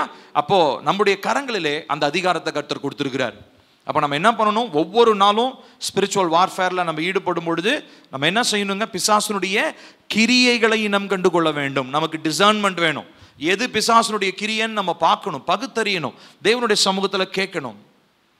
ஆண்டவருக்கு சித்தமானால் டிசர்னிங் த ஸ்பிரிட்ஸ், ஆவிகளை பகுத்தறிகிறதை குறித்து நான் உங்களோடு கூட நான் பேசுவேன். அதை குறித்து நான் ஜெபித்து கொண்டிருக்கிறேன், அதை குறித்து படித்து கொண்டிருக்கிறேன், அதை குறித்து நான் கண்டிப்பாக உங்களோட பேசுகிறேன். சரி, இப்போ கவனிப்போம். 3 காரியங்களை பார்த்துருக்கோம். முதலாவது என்ன சொன்னாங்க, ஆண்டவராகிய இயேசு கிறிஸ்து சாத்தானின் தலையை நசுக்கி மேற்கொள்ளுகிறவர். அடுத்ததாக சாத்தானின் கிரியைகளை அடுத்ததா பலவானை கட்டி மேற்கொள்ளுகிறவர். அடுத்ததா சாத்தானின் கிரியைகளை அழித்து மேற்கொள்ளுகிறவர். 4வதாக துரைத்தனங்கள் அதிகாரங்களை மேற்கொள்ளுகிறவர். துரைத்தனங்கள் அதிகாரங்களை மேற்கொள்ளுகிறவர். வாசிப்போம் கொலோசையர் 2வது அதிகாரம் 15வது வசனம். கொலோசையர் 2:15 வாசிப்போமா? சேர்ந்து வாசிப்போம். துரைத்தனங்களையும் அதிகாரங்களையும் உரிந்து கொண்டு வெளியரங்கமான கோலமாக்கி அவைகளின் மேல் சிலுவையிலே வெற்றி சிறந்தார். இப்போ நல்லா கவனிக்கணும். இந்த விழுந்து போன சாத்தான், இவன் முதல்ல எங்க இருந்தான்? என்னவா இருந்தான்? அவன் விழுவதுக்கு முன்பதாக என்னவா இருந்தான்? சொல்லுங்களேன். தேவதூதனாக அவன் பரலோகத்தில் ஏசப்பாவோட இருந்தான். இப்போ அங்கிருந்து அவனுக்கு அவனுடைய எண்ணத்தில் பொறாமை கொண்டு விழத்தள்ளப்பட்டான். இப்போ நல்லா கவனிக்கணும். இப்போ விழத்தள்ளப்பட்ட அந்த பிசாசு சாத்தான் இவன் என்ன பண்றான் அப்படின்னா, கீழே வந்து அவனுடைய செயல்களை நிறைவேற்றும்படிக்கு, அவனுடைய கிரியைகளை நிறைவேற்றும்படிக்கு, இப்போ அவனோடு கூட வசனத்தில் வாசிக்கிறோம், 1/3 of the angels fell along with him. அவனோடு கூட 1/3 தூதர்கள் என்ன பண்ணிட்டாங்களாம்? கீழே வந்துட்டாங்க. அப்படின்னா என்ன அர்த்தம்? அவன் மாத்திரம் வரல, அவன் கூட சேர்ந்து ஒரு சேனையை, ஒரு கூட்டமே வந்துருச்சு. சரி, இப்போ நல்லா கவனிக்கணும். இப்போ இந்த 1/3 மாத்திரம்தான் ஃபுல் டிமானிக் ஆர்மியோடைய கவுண்டா அப்படின்னா கிடையாது. இப்போ என்ன தெரியுங்களா பண்றான்? தந்திரமா நம்ம 6வது அதிகாரத்தில் ஆதியாகமம் 6ல் நம்ம வாசிக்கிறோம். அங்க தேவ புத்திரர் மனுஷ குமாரத்திகளை அதிக சௌந்தரியம் உள்ளவர்கள் என்று கண்டு அவங்களோட என்ன பண்றாங்க? இணைகிறாங்க. இணைஞ்சு அவங்களுக்கு என்ன ஆகுறாங்கன்னா, அவங்களுக்கு பிள்ளைகள் பிறகுறாங்க. அந்த பிள்ளைகள் எப்படிப்பட்டவங்களா இருக்காங்க தெரியுங்களா? பயங்கர ராட்சதர்கள். அதாவது அவங்க வந்து பயங்கரமான மோசமானவங்களா இருக்கிறாங்க. இப்போ நல்லா கவனிக்கணும். அதாவது இந்த தேவபுத்திரர்னு சொல்லப்பட்டது வந்து தேவனோடு இருந்ததான அந்த நல்ல கூட்டம் அல்ல, அந்த விழத்தள்ளப்பட்ட கூட்டம் இருக்கு இல்லைங்களா, அந்த கூட்டம். அதாவது இப்போ லூசிஃபரோட கீழே வந்ததான அந்த கூட்டம். அந்த கூட்டம் என்ன பண்ணுறாங்கன்னா, மனிதர்கள் இருக்கிறதான பெண்களோடு கூட அவங்க என்ன பண்ணுறாங்க? உறவு கொண்டு அவங்க தான் என்ன பண்ணுறாங்க? இது ஆக்சுவலி ரொம்ப டீப்பான ஒரு சப்ஜெக்ட். இது வந்து புக் ஆஃப் ஈனோக்குன்னு சொல்லிட்டு, ஏனோக்கின் புத்தகம் என்கிறதான ஒரு அப்போக்ரிஃபா, அதாவது தள்ளுபடி ஆகமத்தில் இருக்கிறதான ஒரு சம்பவம். அது உங்களுக்கு தேவைப்படுமானால் அது நான் உங்களுக்கு தனியாக சொல்கிறேன். அதை நம்ம சர்ச்சில் நம்ம பேச வேண்டாம், அது ரொம்ப பெரிய டாபிக். சரி, இப்போ இந்த தள்ளப்பட்டதான இந்த தேவதூதர்கள் கீழே விழுந்து இவங்க என்ன ஆயிட்டாங்க அப்படின்னா, இப்போ மனுஷங்களோட அவங்க கலந்துட்டாங்க. இப்போ இவங்களுக்கு பிறக்கிற பிள்ளைங்கள்லாம் இருக்கு இல்லைங்களா, இதெல்லாம் என்னதான்? டிமானிக் ஆர்மி தான். இப்போ அந்த சேனையில் அந்த 1/3 கீழே விழுந்தாங்க இல்லைங்களா, அவங்களோட சேர்ந்து கொள்ளுகிறதான மற்ற சேனை. அப்போ இந்த சந்ததியில பிறக்கிறவங்க எல்லாருமே என்ன ஆயிட்டாங்க? கொஞ்சம் கொஞ்சமா இப்ப டிமானிக் ஆர்மி, இருளின் ராஜ்யம் பெரிதாக ஆரம்பிச்சது. இப்போ இந்த மந்திரம், சூனியம், ஏவல் இதெல்லாம் இருக்கு இல்லைங்களா, இது எல்லாமே ரொம்ப முக்கியமாக அந்த நாட்களிலே, அதாவது இந்த பிசாசானவன், அதாவது அவனுடைய தூதர்கள் இங்க மனிதர்களோடு இணைந்து அவங்க இருந்ததான அந்த உறவு கொள்ளுகிற நாட்களிலே பிசாசானவன் அவர்களுக்கு கற்றுக் கொடுத்ததான அந்த மறைவான இருளின் ராஜ்யத்தின் ரகசியங்கள் தான் அந்த மந்திரம், சூனிய காரியங்கள்லாம். சரிங்களா? ஏன்னா பைபிளில் ஒரு நாளுமே அந்த மாதிரி இருளின் காரியங்கள், இருளின் வல்லமைகளை பற்றி நமக்கு வெளிப்படைய எதுவுமே போடப்படலை. ரொம்ப சிம்பிள் அவுட்லைன்ஸாக தான் இருக்குது. ஆனால் இது எல்லாமே வந்து நம்ம வேற இன்னும் கொஞ்சம் நீங்கள் எக்ஸ்ட்ரா ரிசர்ச் பண்ணி பார்த்தீங்கன்னா உங்களுக்கு தெரியும். இப்போ இது நான் உங்களுக்கு கொஞ்சமாக நான் ஒரு அவுட்லைன் மாத்திரம் சொல்கிறேன். இப்போ என்ன நடந்துச்சுன்னா, விழுந்து போன இந்த தேவ தூதர்களுடைய இந்த சேனை இங்கே வந்து மக்களாக கலந்து இன்னும் அவங்களுடைய சேனை என்ன பண்ணிக்கிட்டாங்க? பெருக்கி கொண்டாங்க. இப்போ என்ன ஆகுது? இப்போ இன்னைக்கு யோசிச்சு பார்ப்போம். இன்னைக்குமே நான் சொல்றதை நீங்க நம்புறீங்களா இல்லை அவன் கொஞ்சம் ஓவரா பேசுறான்னு நீங்க நினைச்சாலும் பரவாயில்ல, நம்புறீங்களோ நம்பலையோ, நம்ம பார்க்கிற நிறைய பேர் நேரடியாக இப்படிப்பட்ட சந்ததியிலே உருவானவர்கள். நீங்க மனிதர்களாக பார்க்கக்கூடிய ஒரு சிலர், அவர்கள் மனிதர்கள் அல்ல, நேரடியாக இருளின் ராஜ்யத்திலிருந்து அனுப்பப்பட்டதான பிரதிநிதிகள். நம்ம என்ன பண்ணுவோம்? ஏசப்பா எல்லார் மேலேயும் அன்பு செலுத்த சொன்னார், நான் எல்லாரையும் அன்பு செலுத்துறேன் வாங்க அப்படின்னு கட்டி தழுவிக்கிட்டு இருப்போம். ஆனால் அது யார் தெரியுமா? பிசாசுக்கு பிறந்த பிள்ளையா இருக்கும். நான் சொல்றது உங்களுக்கு புரியுதுங்களா? ஒருத்தங்க மேல வெறுப்புணர்வு உண்டாக்குறதுக்காக நான் இதை சொல்லலை. நமக்கு டிசர்ன்மெண்ட், நமக்கு பகுத்தறிவு வேணா. நம்ம இருக்கிறது கடைசி நாட்கள். எப்படி தேவ தூதர்கள் மாம்ச உருவத்தில் வந்து மனிதர்களுக்கெல்லாம் உதவி செய்கிறாங்களோ, அதே மாதிரி பிசாசம் என்ன பண்ணுறாங்க? மாம்ச உருவம் எடுக்கிறான். அதனால பார்க்குறவங்க எல்லாரையும் நம்ம என்ன பண்ணக்கூடாது? இவங்க நல்லவங்க, இவங்களுக்கு உதவி செய்யணுங்க உதவி செய்யணுங்கன்னு சொல்லி போய் பிசாசுக்கு போய் உதவி செஞ்சுக்கிட்டு இருப்போம். சரிங்களா? ஸோ இப்போ என்ன நடக்குது, அந்த ஜெனரேஷன் அங்கேயோட நிக்கலைங்க. இன்னும் அந்த டிமானிக் அஜெண்டா, அந்த பிசாசனுடைய திட்டம் இன்னும் அதிகாரங்களாக, அதனுடைய வல்லமைகளாக இன்னும் பரவி கொண்டு இருக்கிறது. இப்போ நான் ஏன் இதெல்லாம் உங்ககிட்ட நான் சொல்றேன் அப்படின்னா, இப்படி எல்லாம் பரவி பரவி பரவி இன்னைக்கு ஃபுல்லா வானமண்டலம் ஃபுல்லா ஒரு கட்டுப்பாட்டுக்குள்ள இருக்குது. இந்த கட்டுப்பாட்டுக்கு பேரு தான் பிசாசு என்ன பண்றான்னா ஒரு ஆர்கனைஸ்டு சொல்லுவாங்க இல்லைங்களா, குற்றத்தை நீங்க இந்த வார்த்தை கேள்வி, ஆர்கனைஸ்டு கிரைம்னு சொல்லுவாங்க. ஸ்ட்ரக்சர்டு கிரைம், ஒழுங்குபடுத்தப்பட்ட குற்றம். குற்றம் செய்யறதே தப்பு, அதில் எப்படி செய்யறாங்கன்னா ஒழுங்குபடுத்தப்பட்ட குற்றம். அது என்னங்க ஒழுங்குபடுத்தப்பட்ட குற்றம் அப்படின்னா, சட்டத்திட்டம் மாதிரியே இருக்கும், அரசாங்க சட்டத்திட்டம் மாதிரியே இருக்கும், ஆனால் அது என்னவா இருக்கும், குற்றமாக இருக்கும். புரியுதுங்களா? இப்போ பிசாசம் என்ன பண்றான்னா, அவனுடைய செயலை எடுத்த உடனே அப்படியே பானு கொண்டு வந்து காமிச்சிட்டானா உங்களுக்கு எல்லாருக்கும் அது இருளின் கிரியைன்னு தெரிஞ்சிடும். இப்போ அவன் என்ன பண்றான்னா ஆர்கனைஸ் பண்றான், அவனுடைய ராஜ்யத்தை ஒரு அமைப்புக்குள்ள கொண்டு வருகிறான். இந்த அமைப்புக்கு பேரு தான் என்னதுங்க, துரைத்தனங்கள், அதிகாரங்கள். இப்போ நான் சொல்றது புரியுதா? புரிஞ்சுதுங்களா உங்களுக்கு? ஸோ அப்போ விழுந்து போன பிசாசு, அவனோடு கூட விழுந்ததான 1/3 தூதர்கள், அந்த தூதர்கள் விழுந்தவர்கள் மாத்திரமல்ல, அவர்கள் மனிதர்களோடு இணைந்து இன்னும் ஒரு பெரிய கொடிய ஒரு அந்தகார சேனையை உருவாக்குறாங்க. அந்த அந்தகார சேனை இன்றளவும் நம்முடைய பூமிக்குள்ளாக நடமாடி கொண்டுதான் இருக்கிறது. நமக்கு பகுத்தறிவு இல்லைன்னா சாதாரண மனிதனை போல அவரை பார்த்து கொண்டிருப்போம். ஆனால் உண்மையாலுமே நம்முடைய கண்கள் திறக்கப்பட்டு உணர்வுள்ளவர்களா ஆவியானவரால் நடத்தப்படுவோம் என்று சொன்னால், எதிராக இருக்கிறதான அந்த நபர் அது உண்மையாலுமே ஒரு ஆளா இல்லை பிசாசா, பிசாசு மனுஷ உருவத்தில் வந்திருக்குதான்னு சொல்லி உங்களால் என்ன பண்ண முடியும், புரிந்து கொள்ள முடியும். சரி, கவனிப்போம். இப்போ நம்ம எடுத்த உடனே நேரடியாக நம்ம என்ன பண்ண முடியாதுன்னா, எடுத்த உடனே போய் லூசிஃபரை போய் அட்டாக்லாம் பண்ண முடியாது.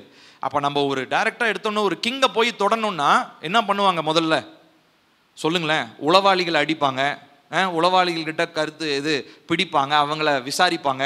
அதுக்கப்புறம் சேனை போர் வீரர்கள் என்ன பண்ணுவாங்க, ஒவ்வொரு விதமான படை வச்சுருப்பாங்க இல்லையா? ஒரு ராஜா அழிக்கிறன்னு எப்படிங்க அழிப்பாங்க? நேராக எடுத்தோன்னே அரண்மனைக்குள்ளே போயிடுவாங்களா? ஃபஸ்ட்டு ஒற்றர் எடுப்பாங்க, அதுக்கப்புறம் என்ன பண்ணுவாங்க, படைகள், அந்த குதிரை படை, யானை படை, எதெல்லாம் இருக்குதோ எல்லா படையும் அனுப்பி அந்த படையில் ஒரு ஜெயம் எடுப்பாங்க. அதுக்கப்புறம் கடைசியாக என்ன பண்ண முடியும், போய் ராஜாவை வீழ்த்த முடியும். இப்போ அந்த வேலையை ஏசப்பா கிட்ட விட்டுருவோம், ஏசப்பா தான் அதை செய்ய போறாரு. ஆனால் இங்கே இருக்கிற இந்த படைகள் எல்லாம் மேற்கொள்கிற வேலையை ஆண்டவர் யாருக்கு கொடுக்குறாரு, நமக்கு கொடுக்குறாரு. அதனால தான் அவர் என்ன பண்ணிட்டாரு, அந்த படைகளுக்கு தலைவர்களாக இருக்கிறதான துரைத்தனங்கள், அதிகாரங்கள் எல்லாவற்றையும் என்ன பண்ணிட்டாருங்களா, வெளியரங்கமான கோலமாக்கி எல்லாத்தையும் எக்ஸ்போஸ் பண்ணிட்டாரு. இது வரைக்கும் அவங்க மறைவில் இருந்தானுங்க, மறைவில் இருந்து கொண்டு அந்தகார கிரியைகளை செஞ்சுட்டு இருந்தாங்க. ஆனால் இனிமே அவங்களால மறைந்திருக்க முடியாது. A demon has to be confronted. ஒவ்வொரு அசுத்த ஆவியும் என்ன பண்ணப்படணும், எதிர்க்கப்பட வேண்டும். ஒவ்வொரு அசுத்த ஆவியும் மறைச்சு வைக்க கூடாது. உள்ள இருக்கிறத நம்ம கன்ஃபரண்ட் பண்ணணும், உள்ள இருக்கிறத வெளியே கொண்டு வரணும், மறைஞ்சிருக்கிறது வெளிச்சத்துக்கு வரணும்.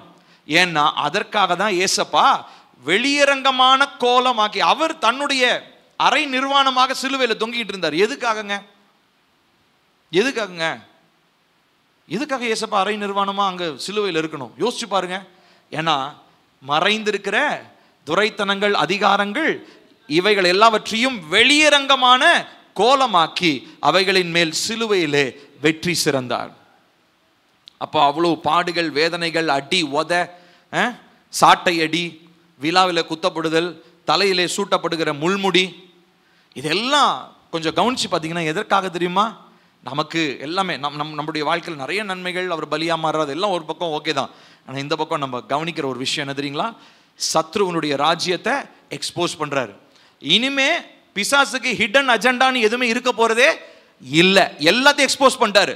இப்போ நம்ம என்ன பண்ணணும் தெரியுமா, ஆண்டவர் சமூகத்தில் உட்காந்து, ஏசப்பா இப்படி ஒரு தந்திரம் வருது, இந்த தந்திரம் என்னன்றதை எனக்கு கற்றுக் கொடுங்க, இது பிசாசனுடைய திட்டமானு எனக்கு வெளிப்படுத்துங்க. பிசாசனுடைய திட்டம்னா அது எப்படிப்பட்டது, எப்படிப்பட்ட ராஜ்யம் செயல்படுகிறது, இதுதான் நம்ம ஜெபிக்க ஜெபிக்க கர்த்தர் நிறைய காரியங்களை வெளிப்படுத்துறார்.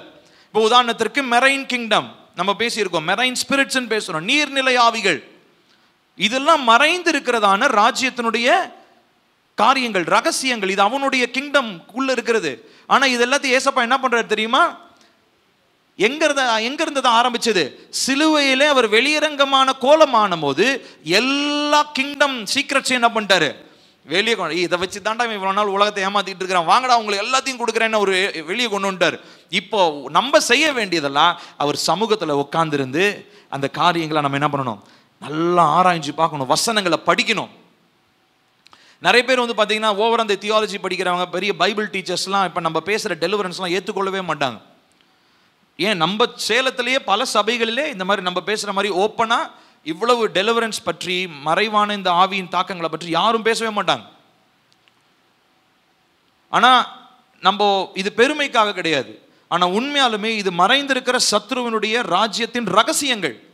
இதை கர்த்தர் நமக்கு பல விதங்களில் வெளிப்படுத்துகிறார். பிரதானமாய் வசனத்தில் வெளிப்படுத்துகிறார், ஜெபிக்கும் போது வெளிப்படுத்துகிறார், சொப்பனங்கள் தரிசனங்களிலே வெளிப்படுத்துகிறார். வெளிப்படுத்த அதற்கு வச்சு நம்ம வசனத்தை தேடி நம்ம கர்த்தருடைய ஆவியானவர் நமக்கு ஒரு உணர்த்துதலை தந்ததுக்கு அப்புறம் தான் உங்ககிட்ட வந்து அதை என்ன பண்ணுறோம், நாங்கள் பகிர்ந்து கொள்கிறோம். ஸோ அதனால சும்மா ஏதோ எங்கேயோ படிச்சுட்டு வராங்க, எங்களுக்கு பொழப்பே இல்லை, இதே தான் பேசிட்டு இருக்காங்க, தயவு செஞ்சு நினைக்காதீங்க. ஏன்னா இனி வருகிற நாட்களிலே ஏசப்பாக்குள்ள நம்ம நிலைச்சிருந்து, ஏசப்பா ஏற்கனவே சிலுவையில் பெற்று கொடுத்த அந்த ஜெயத்தை நம்ம பிடித்து கொள்ளலன்னு சொல்லி சொன்னா, வருகிற நாட்களிலே நம்ம மிகவும் மிகவும் ஏமாந்தவர்களாக, தோற்று போனவர்களாக, தேவனுடைய பிள்ளைன்னு அழைக்கப்படுறதுக்கு தகுதி இழந்து போனவர்களாக நம்ம போய்விடுவோம். ஸோ அப்போ பிசாசானவன் என்ன பண்ணுறாருன்னா, கர்த்தர் வெளியரங்கமான கோலமாக்கி சிலுவையில் வெற்றி சிறப்பாக அந்த துணைத்தனங்கள் அதிகாரங்கள்னு சொல்லும்போது இன்னொரு வசனம் கூட அதே கொலோசியர் 2வது அதிகாரம் 10வது வசனத்தில் பாருங்களேன், கொஞ்சம் முன்னாடி 10வது வசனம். மேலும் சகல துரைத்தனங்களுக்கும் அதிகாரத்திற்கும் தலைவராய் இருக்கிற அவருக்குள் நீங்கள் பரிபூர்ணம் உள்ளவர்களாய் இருக்கிறீர்கள். அப்ப துரைத்தனங்கள், அதிகாரங்கள் இதெல்லாம் இருந்தாலும் இப்ப கண்ட்ரோல் யார் கையில தான் இருக்குங்களா? அவர் கையில தான் இருக்குது. அவருக்குள் நீங்கள் எல்லாரும் பூரணப்பட்டவர்களாக இருக்கிறீர்கள். இப்ப இவர் என்ன பண்றாரு அப்படின்னு சொல்லி சொன்னா, வெளியரங்க கோலமாக்கி மனிதர்களுக்கு, வாசிப்போம் ஒரு அருமையான ஒரு வசனம், சங்கீதம் 68:18, ரொம்ப முக்கியம், சீக்கிரம் வாசிங்க. சங்கீதம் 68:18. தேவரீர், வாசிப்போமா, உன்னதத்திற்கு ஏறி சிறைப்பட்டவர்களை சிறையாக்கி கொண்டு போனீர். தேவனாகிய கர்த்தர் மனுஷருக்குள் வாசம் பண்ணும் பொருட்டு துரோகிகளாகிய மனுஷர்களுக்காகவும் வரங்களை பெற்றுக்கொண்டீர். இப்ப ஏசப்பா இந்த மரித்து போய் 3 நாள், நிறைய பேருக்கு கேள்வி, இந்த 3 நாள் எங்க இருந்தார் அவரு? ஏசப்பாக்கு மரணமே கிடையாது, ஃபர்ஸ்ட் புரிஞ்சுக்கோங்க இல்லையா? ஏசப்பாவுடைய சரீரம் தான், அதாவது பிசிக்கல் பாடி தான் இந்த பூமியில் இருந்துச்சு. அவர் ஒரேடி அவருடைய ஆத்மா செத்து போல, அவருடைய ஆத்மா எங்கேயோ வேறொரு இடத்துக்கு போயிருந்திருக்கு. கரெக்டா? இப்போ அந்த வேறொரு இடம்னு சொல்றோம் இல்லைங்களா, அந்த இடத்துல தான் அவர் என்ன பண்றாருன்னா, இவர் போய் சிறைப்பட்டவர்களை சிறையாக்கி, அதாவது பாருங்க, சிறைப்பட்டவர்களை சிறையாக்கி கொண்டு போனீர். தேவனாகிய கர்த்தர் மனுஷருக்குள் வாசம் பண்ணும் பொருட்டு துரோகிகளாகிய மனுஷர்களுக்காகவும் வரங்களை பெற்றுக்கொண்டீர். நமக்கு வர வேண்டிய காரியங்கள், நமக்கு வர வேண்டிய கிஃப்டிங்ஸ், நமக்கு வர வேண்டிய ஆசீர்வாதங்கள் எல்லாவற்றையும் அங்கிருந்து அவர் என்ன பண்ணிட்டு வராருங்களாம், பிசாசின் ராஜ்யத்துல கட்டப்பட்டு இருந்தது அதெல்லாவற்றையும் என்ன பண்ணிட்டு வராருங்க, நமக்காக சிறை பிடிச்சு ஃபுல்லா போட்டு மொத்தத்தையும் நமக்காக எடுத்துட்டு வர்றார். இப்போ இந்த 3 நாட்கள், அவர் மரித்து இருந்ததான இந்த 3 நாட்கள் ஆக்சுவலி அது ஒரு பெரிய ஒரு கான்ட்ரவர்ஷியல் டாபிக். நிறைய பேர் அதுக்கான வசனங்கள்லாம் நிறைய பேசுவாங்க. அதுக்கு நமக்கு நேரம் இருந்தால் அது வேற ஒரு டைம்ல நம்ம அதை பற்றி பேசலாம். அவர் 3 நாள் என்ன பண்ணார், அதுக்கான நிறைய வசனங்கள்லாம் இருக்குது. அதை நம்ம டீப்பாக நம்ம அப்புறமா படிக்கலாம். ஆனால் இங்கே நீங்கள் கவனிக்கணும், ஒரு விஷயத்தை நல்லா தெளிவாக புரிஞ்சுக்கோங்க. ஏசப்பா சிலுவையில் அவர் மரித்த அந்த நொடி மாத்திரம் பிசாசை ஜெயித்து அந்த நேரம் இல்லை.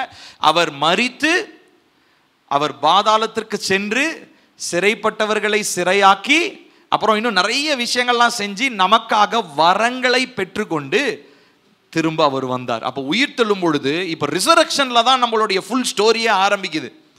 அவருடைய மரணத்தில் ஸ்டோரியினுடைய ஒரு இன்ட்ரோடக்ஷன் தான்.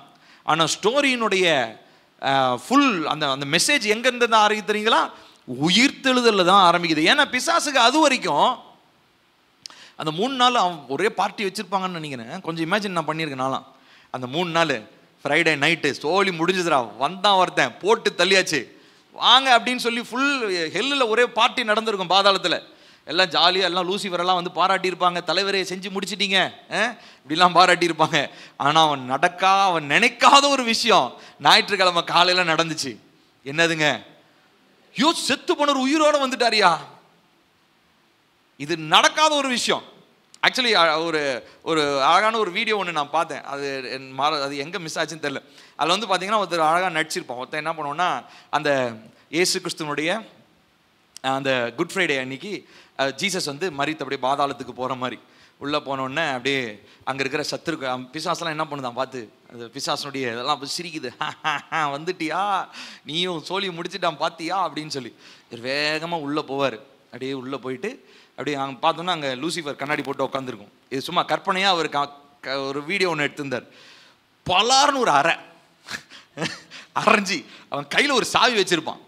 அந்த சாவியை கொத்தோடு பிடிங்கிட்டு அவர் என்ன சொல்லுவார்னா, நான் என்ன இங்கே வந்து உங்கள்கிட்ட குடித்தனம் நடத்தவா வந்தேன், குடுறா அப்படின்னு சொல்லிட்டு மரணத்திற்கும் இது அந்த சொல்கிறது மரணத்துக்கும் பாதாளத்துக்கும் இருக்கிறதான திறவுகோலை சாவி என்ன பண்ணுவார்னா பிடிங்கிட்டு வெளியே போயிடுவார். இது ரொம்ப அழகாக ஒரு வீடியோ மாதிரி ஒருத்தர் எடுத்திருந்தார். நான் பார்த்து விழுந்து சிரித்தேன். சரி, எவ்வளோ இதுதான் உண்மையாலுமே நடந்திருக்கும். அவன் எதிர்பார்க்கவே இல்லை. அங்கே நடந்தது என்ன அப்படின்னா, எல்லாவற்றையும் அவர் மாற்றி உயிர்த்தெழுதல தாங்க நம்ம நம்பிக்கையே. ஹல்லேலூயா. அவருடைய மரணத்தை காட்டிலும் அவருடைய உயிர்த்தெழுதல தான் நமக்கு நம்பிக்கை.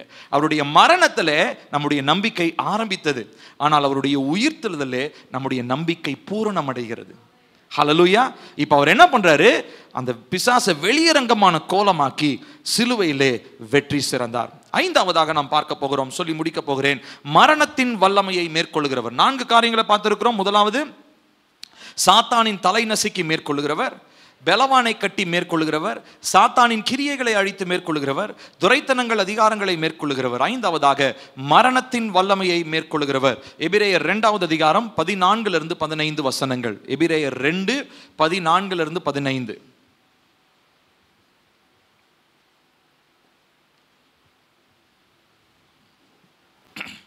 வாசிக்கலாமா? ஆதலால் பிள்ளைகள் மாம்சத்தையும் இரத்தத்தையும் உடையவர்களாயிருக்க அவரும் அவர்களை போல மாம்சத்தையும் இரத்தத்தையும் உடையவரானார். இது எங்க வாசிக்கிறோம்? யோவான் 1:14 வாசிக்கிறோம். வார்த்தை மாம்சமாகி மாம்ச இரத்தமா மாறினார். அடுத்ததா, மரணத்திற்கு அதிகாரியாகிய பிசாசானவனை தமது மரணத்தினாலே அழிக்கும்படிக்கு. அடுத்ததா, ஜீவ காலமெல்லாம் மரண பயத்தினாலே அடிமைத்தனத்திற்குள்ளானவர்கள் யாவரையும் விடுதலை பண்ணும்படிக்கு அப்படி ஆனார். இப்போ ரொம்ப முக்கியமானது அதுதான். ஃபைனலாக அவர் செய்கிறது, மரணத்தின் வல்லமையை அவர் மேற்கொள்ளுகிற தேவனாக இருக்கிறார். ஹல்லேலூயா. இப்போ இதை நம்ம வாசிப்போம். 2 தீமோத்தேயு 1வது அதிகாரம் 2 தீமோத்தேயு 1வது அதிகாரம் 10வது வசனம். 2 தீமோத்தேயு 1:10. நம்முடைய இரட்சகராகிய இயேசு கிறிஸ்து பிரசன்னமானதினாலே அந்த கிருபை இப்பொழுது வெளிப்படுத்தப்பட்டது. அவர் மரணத்தை பரிகரித்து ஜீவனையும் அழியாமையும் சுவிசேஷத்தினாலே வெளியரங்கமாக்கினார். திரும்ப வாசிக்கலாமா? எல்லாரும் சேர்ந்து வாசிங்க. நம்முடைய இரட்சகராகிய இயேசு கிறிஸ்து பிரசன்னமானதினாலே அந்த கிருபை இப்பொழுது வெளிப்படுத்தப்பட்டது. அவர் மரணத்தை பரிகரித்து ஜீவனையும் அழியாமையையும் சுவிசேஷத்தினாலே வெளியரங்கமாக்கினார். இது நம்ம பாட்டில் பாடலாம், இயேசுவல்லால் இயேசுவல்லால் அப்படின்னு, இன்பம் மிகத்தில் வேறு எங்கும் இல்லையே. அந்த பாட்டில் ரொம்ப அழகாக இதே வசனத்தை அவங்க பாடலாக அவங்க பாடியிருப்பாங்க. சரிங்களா? சரி, இப்போ நல்லா கவனிக்கணும். இவர் என்ன பண்றார் இயேசுப்பா, இவருடைய மரணத்தினாலே, பாருங்க, மரணத்திற்கு அதிகாரியாகிய பிசாசானவனை தமது மரணத்தினாலே அழிக்கும்படிக்கு. இப்போ அதுக்கு முன்னாடி மரிச்சவங்க எல்லாம் எப்படிப்பட்ட பவர்ல மரிச்சிருக்கிறாங்க? பிசாசனுடைய டெத், மரணம் என்கிற வல்லமையில மரிச்சிருக்கிறாங்க. ஆனா ஃபர்ஸ்ட் இவர் இந்த மரணத்தை, அதாவது 400 விதவியை அவர் உயிரோடு எழுப்புறாரு. அதுக்கப்புறம் அது கூட பார்த்தீங்கன்னா இம்மீடியட்டா நடந்தது.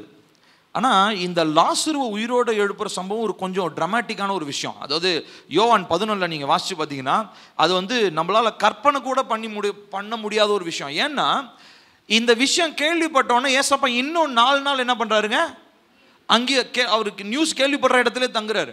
அப்போ அவர் சொல்கிறாரு, இது சாதாரணமாக இருக்க போகிறது இல்லை, கர்த்தருடைய மகிமை வெளிப்படும் பொருட்டு இந்த மரணம் இருக்க போதுன்றார்.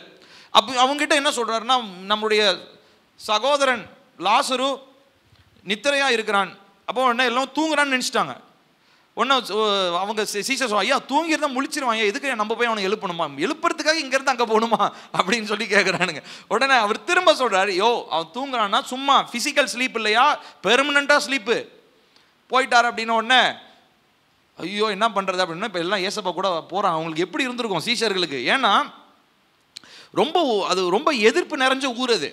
இப்போ அதே ஊருக்குள்ளே போய் இப்போ திரும்ப என்ன பண்ண போகிறாருன்னா, மரித்து போன லாசருவை 4 நாட்கள் கழித்து என்ன பண்ண போகிறாரு, உயிரோடு எழுப்ப போகிறாரு. இது பயங்கரமான ஒரு சம்பவம். இந்த சம்பவம் தான் அங்கே இருந்ததான பரிசேயர் சதுசேயருக்கெல்லாம் ஒரு பயங்கரமான நடுக்கத்தை ஏற்படுத்துச்சு. ஏன்னா அடுத்த அதிகாரத்தில் நீங்கள் கவனிச்சு பார்த்தீங்கன்னா, இப்போ கூட்டம் கூட்டுறவங்க ஏசப்பாவை மாத்திரம் பார்க்க வரலையா, செத்து போன லாசருவையும் பார்க்க வராங்க. ஏன்னா இவன் 4 நாள் எங்கே இருந்தான், கல்றையில் செத்து போயிருந்தான். செத்து போனவன் இப்போ 4 நாள் கழிச்சு இப்போ என்ன பண்ணிட்டு இருக்கிறான், மனுஷனா உலகிட்டு இருந்தால் உங்களுக்கு எப்படி இருக்கும் பார்ப்பீங்களா இல்லையா? எல்லாரும் ஆர்வமாக இருக்குமா இல்லையா? இதே ஆர்வத்தோட இப்போ எல்லாம் ஏசப்பா பின்னாடி போகிறானுங்க. ஏசப்பாவை பார்க்குறானுங்களோ இல்லையா, இல்லை லாசருவையும் பார்க்குறானுங்க. ஏன்னா இவர் 4 நாள் கழிச்சு உயிரோட வந்தவர். இப்போ என்ன பிளான் பண்ணாங்க, இயேசுவை போட்டு தள்ளுறதோட சேர்த்து லாசருவை என்ன பண்ணிடணும். ஏன்னா லாசரு எதுக்கு சாட்சியாக இருக்கிறான், இயேசு கிறிஸ்து செய்த அற்புதத்திற்கு இவன் சாட்சியாக இருக்கிறான், அதனால இவனையும் போட்டு தள்ளிடுவோம் அப்படின்னு சொல்லி திட்டமிடுறாங்க. ஆனால் லாசரு 2வது தடவை எழுந்து திரும்ப செத்து போயிட்டாரு. ஆனால் உயிர்த்தெழுந்து திரும்ப மரிக்காதவர், நீடித்த நாட்களாய் ஜீவிக்கிறவர் ஆண்டவராகிய இயேசு கிறிஸ்து ஒருவரே. அல்லேலூயா.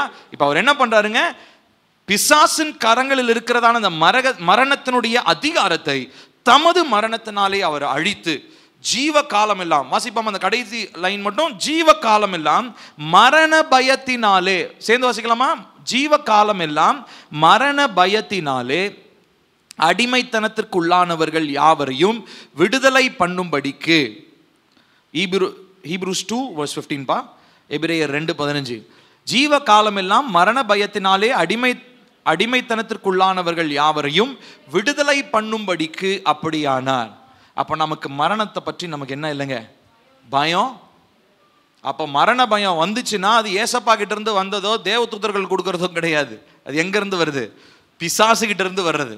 நம்ம யாருமே மரணத்தை பார்த்து என்ன பண்ணக்கூடாது, பயப்படக்கூடாது. ஏசப்பா கூட சொல்றாரு, சரீரத்தை அழிக்கிறவங்கள பார்த்து நீ பயப்படாதையா, உடைய சரீரத்தையும் ஆத்மாவையும் சேர்த்து ஒட்டுமொத்தமா நரகத்தில் தள்ளுறதுக்கு ஒருத்தருக்கு அதிகாரம் இருக்குது, அவருக்கு நீ பயப்படு. அல்லேலூயா. 5 காரியங்களை பார்த்துருக்கிறோம். நம்முடைய தேவன் யாருங்க, முற்றிலும் ஜெயம் கொள்ளுகிற தேவன் நம்முடைய தேவனாக அவர் இருக்கிறார். அடுத்தது 6வதாக கடைசி ஒன்று இருக்குது, அதை சொல்லி முடிக்க விரும்புகிறேன். உலகத்தை ஜெயம் எடுத்து மேற்கொள்ளுகிறவர். 5வதாக பார்த்தோம் மரணத்தின் வல்லமையை மேற்கொள்ளுகிறவர். அடுத்ததா உலகத்தின் மேல் ஜெயம் எடுத்து மேற்கொள்ளுகிறவர். யோவான் 16வது அதிகாரம் 33வது வசனம். யோவான் 16:33 வாசிப்போம். என்னிடத்தில் உங்களுக்கு சமாதானம் உண்டாயிருக்கும் பொட்டு இவைகளை உங்களுக்கு சொன்னேன், உலகத்தில் உங்களுக்கு உபத்திரவம் உண்டு, ஆனாலும் திடன் கொள்ளுங்கள், நான் உலகத்தை ஜெயித்தேன். அல்லேலூயா. கர்த்தர் நமக்கு இந்த ஜெயத்தை நமக்கு தர உண்மை உள்ளவராக இருக்கிறார். இந்த உபத்திரவங்கள் கொடிதாக இந்த நாட்களில் இருந்தாலும், நான் சொன்னேன் இல்லைங்களா, மெசேஜ் ஆரம்பிக்கும் போதே நான் அதுதான் சொன்னேன். நம்ம என்ன நமக்குள்ளே என்ன இருக்குதுங்க, நம்மளுடைய லைஃப் ஸ்டைலோ, ஞாயிற்றுக்கிழமை சர்ச்சுக்கு வர்றதோ, இவங்கள மாதிரி இவங்க செய்ய மாட்டாங்க, அவங்க முறை வேற இவங்க முறை வேற, இந்த கல்யாணம் பண்ணுறது, அப்புறம் ஃபியூனரல், இதெல்லாம் இந்த முறைக்கு முறை பார்த்துக்கிட்டு சண்டை போட்டுக்கிட்டு இருக்கிறது, இந்த பேச்செல்லாம் நம்மக்கிட்ட இருக்கவே கூடாது. இதற்காக நம்ம ஏசப்பாவை ஏற்றுக்கொள்ளலை, சரிங்களா? இப்போ நம்மளுடைய ஏரியாவில் கூட இந்த கல்லறைக்காக ஒரு சில மாதங்களுக்கு முன்பதாக ஒரு சில பிரச்சனைலாம் நடந்தது. நம்ம என்ன அதுக்காக போயிட்டு பயங்கரமாக வாயா ஒத்த பார்த்துருவோம் வாயா அப்படின்னா இல்லை, யாருமே நம்ம என்ன பண்ணுறோம், நம்ம இதெல்லாம் விட்டுட்டோம். நம்ம என்ன பண்ணுறோம், நம்ம ஜெபிக்கிறோம். கர்த்தருக்கு எல்லாமே தெரியும். என்ன நடந்தாலும் என்ன பண்ணுறாருங்க, தேவன் அதை பார்த்து கொள்றார். நிறைய பேர் அது நிறைய வயசானவங்க இன்னும் அதை பற்றி ரொம்ப கவலைப்படுறாங்க. ஐயோ இனி எங்கே போய் புதைப்பாங்கன்னு தெரியல. எங்கே புதைச்சா என்ன, உங்கள் ஆத்மா தான் ஆண்டவர்கிட்ட போயிடுச்சுல. ஏன் உங்கள் ஊர்லேயே இருக்கிற உங்கள் சுடுகாட்டில் புதைச்சா ஆண்டவர் வந்து வருகையில் வந்து கூப்பிட்டு போக மாட்டேன்னு சொல்லுவார்? இல்லை நீ தட்டாஞ்சாவடியில் இருக்கிற சுடுகாட்டிலே இருக்கிற, அதனால நான் உனக்கு கூப்பிட்டு போக மாட்டேன், சிமுர்னா சர்ச்சில் இருக்கிற சுடுகாட்டில் புதைச்சாதான் உனக்கு வருகை அப்படின்னு நான் சொல்கிறாரு. இல்லவே இல்லைங்க. இது எல்லாமே கிறிஸ்தவர்களா நமக்குள்ள வந்ததான ஒரு சில அந்த மைண்ட் செட், அதெல்லாம் நம்ம உடைக்கணும். அந்த லீகலிசம் டீச் பண்ணுறதுக்கு ஏசப்பா வரல. அப்படிப்பட்ட போதனைகளும் நம்ம செய்யவும் கூடாது, அது தவறானது. அப்போ சரியானது என்னவா இருக்கணும்னா, நம்முடைய ஆத்துமாவை காத்துக்கொண்டு மரணத்திலிருந்து நம்ம ஜெயம் எடுத்த தேவனை ஆராதிக்கிறோம். அதனால இப்போ கர்த்தருக்குள்ள நம்ம மரிக்கிறது ரொம்ப முக்கியம். எங்கே போய் மரிக்கிறோம், நம்மளை எங்கே அடக்கம் பண்ணுறாங்கிறது முக்கியம் இல்லை. மரிக்கிற நேரத்தில் நம்முடைய ஜீவன் அவரை பற்றி கொண்டிருக்கிறதா, உண்மை உள்ளவங்களா இருக்கிறோமா, பரிசுத்தமா இருக்கிறோமா, இதுதான் ரொம்ப ரொம்ப முக்கியம். பாருங்க, உலகத்தில் உங்களுக்கு உபத்திரவம் உண்டு, ஆனாலும் திடன் கொள்ளுங்கள், நான் உலகத்தை ஜெயித்தேன். கர்த்தர் விதமா இந்த காரியங்களை நமக்கு சொல்லுகிறார். நிறைய வசனங்கள் இருக்கிறது. கர்த்தர் உலகத்தின் மேல் ஜெயம் எடுத்தவராக இருக்கிறார். ரோமர் 8வது அதிகாரம் 37வது வசனத்தில் நாம் வாசிக்கிறோம், இவை எல்லாவற்றிலும் நாம் முற்றிலும் ஜெயம் கொள்ளுகிறவர்களாக நாம் இருக்கிறோம் அப்படின்னு சொல்லி அப்போஸ்தலனாகிய பவுல் சொல்லுகிறதை நம்ம வாசிக்கிறோம். ரோமர் 8:37, இவை எல்லாவற்றிலும் நாம் நம்மில் அன்பு கூறுகிறவராலே முற்றிலும் ஜெயம் கொள்ளுகிறவர்களாய் நாம் இருக்கிறோமே. So whatever you are, wherever you are, whatever you are going through, எந்த சூழ்நிலையில் இருந்தாலும், எங்க இருந்தாலும், எந்த பாதை வழியா நீங்க நடந்து கொண்டிருந்தாலும், நீங்களும் நானும் ஆராதிக்கிறதான தேவன் முற்றிலும் ஜெயம் எடுத்தவர், முற்றிலும் மேற்கொள்ளுகிறவர். ஹல்லேலூயா. இதுதான் நம்ம இருதயத்தில் இருக்கணுங்க. வெளியில் இருக்கிற வேற எந்த ஒரு காரியமும் நம்மள என்ன பண்ணக்கூடாது, நம்மள மேல தாக்கத்தை ஏற்படுத்த கூடாது. இதெல்லாமே வரும், உபத்திரவங்கள் உண்டுன்னு தான் சொல்லிட்டாரு. ஆனா நமக்குள்ள இருக்கிற கன்விக்ஷன், உணர்த்துதல் என்ன, நான் ஆராதிக்கிற தேவன் எல்லாவற்றையும் மேற்கொள்ளுகிறதான தேவன், உலகத்தை அவர் ஜெயித்திருக்கிற தேவன். ஹல்லேலூயா. யோவான்ல கூட நம்ம வாசிக்கிறோம், அந்த உலகத்தை மேற்கொள்ற, அந்த உலகத்தினுடைய கிரியைகளை மேற்கொள்றதுக்கு ஏசப்பா என்ன தராரு, நமக்கு விசுவாசத்தை கொடுக்குறாங்களாம். அந்த விசுவாசமே உலகத்தை ஜெயிக்கிற ஜெயம் அப்படின்னு சொல்லி நம்ம 1 யோவான்ல நம்ம வாசிக்கிறோம். அப்போ faith that we have in Jesus, இயேசுவின் மேல நமக்கு இருக்கிற அந்த விசுவாசம் எங்க, சும்மா வாயில இல்லை, சும்மா சர்ச்சுக்கு வர்றதுனால இல்லை, மனதளவிலே நான் அவரோடு நெருங்கி வருகிற அந்த நேரத்தில் அந்த விசுவாசம் எனக்குள்ள வளருது. அவரோட நேரம் செலவழிக்கும் போது நான் விசுவாசத்தில் வளர்றேன். ஸோ ஆப்வியஸாக இதனுடைய முடிவில் என்ன நடக்குது தெரியுங்களா, நான் எதை குறித்தும் கலங்காத மனிதனாய், நேர்முகமாய், தைரியம் உள்ளவனாய் எந்த சூழ்நிலையும் நான் சந்திக்க ஆயத்தத்தோடு இருக்கிறேன். ஹல்லேலூயா. நான் சொன்ன அந்த சம்பவத்தை மறந்துடாதீங்க. பில்லி கிரஹாமுடைய மரணத்தில் அவருடைய மகன் பிராங்க்லின் கிரஹாம் சொன்னது, இந்த மாதிரி நம்மளுடைய மரணத்தில் யார் என்ன வந்து பேசுவாங்கன்னு தெரியாது, ஆனால் நம்மளுடைய வாழ்க்கை நிச்சயம் உள்ளதாக, நம்ம நிச்சயமற்றவர்களாக இல்லை, நிச்சயம் உள்ளவர்கள். நமக்கு ஒரு கன்விக்ஷன், நமக்கு ஒரு உணர்த்துதல் இருக்குது, நம்முடைய தேவன் எப்படிப்பட்டவர் என்பதை நாம் அறிந்திருக்கிறோம். ஹல்லேலூயா.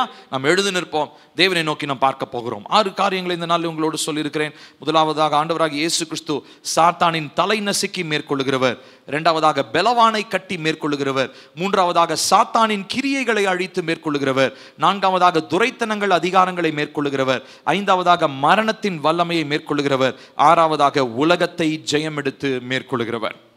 நாம் ஆராதிக்கிறதான தேவன் இந்த தேவன் தான். கர்த்தருடைய வார்த்தை சொல்லுது, இந்த தேவன் என்றென்றும் உள்ள சதா காலமும் நம்முடைய தேவனாய் இருக்கிறார். அடுத்ததா சொல்லுது, மரண பரியந்தம் அவர் நம்மை நடத்த உண்மை உள்ளவராய், போதுமானவராய் இருக்கிறார். ஆகையினால இந்த இடத்தை விட்டு போகும்போது பிரியமானவர்களே, உங்களுக்குள்ள அந்த நிச்சயம் வேண்டும். What ever situations May arise, எனக்கு மேல எந்த சூழ்நிலை எழும்பினாலும் நான் நிச்சயம் உள்ளவனாக இருக்கிறேன். என்னுடைய தேவன் முற்றிலும் ஜெயம் எடுக்கிறவர், மேற்கொள்கிறவர். அந்த ஜெயத்திலே பங்குள்ளவனாய் நான் இருக்கிறேன் என்கிற நிச்சயத்தோடு நம்ம எல்லாரும் நாம் ஜெபிக்க போகிறோம். கண்களை மூடுவோம், தேவனை நோக்கி பார்க்கலாமா? கர்த்தாவே, இந்த நாளிலே அப்பா, நீர் உம்முடைய மரணத்தினாலே, நீர் இந்த பூமிக்கு வந்து உம்மை பலியாய் நீர் எங்களுக்கு ஒப்பு கொடுத்ததினாலே, உம்முடைய தியாகத்தினாலே ஏற்பட்டதான இந்த ஜெயத்தை இந்த நாளிலே நாங்கள் நினைத்து பார்க்கிறோம். அப்பா, இந்த நாட்களிலே நாங்கள் முற்றிலும் ஜெயமுள்ளவர்களாய், மேற்கொள்ளவர்களாய் நாங்கள் இருக்கும்படி நீர் எங்களுக்காக எல்லாவற்றையும் மேற்கொண்டு ஜெயம் எடுத்தீர்.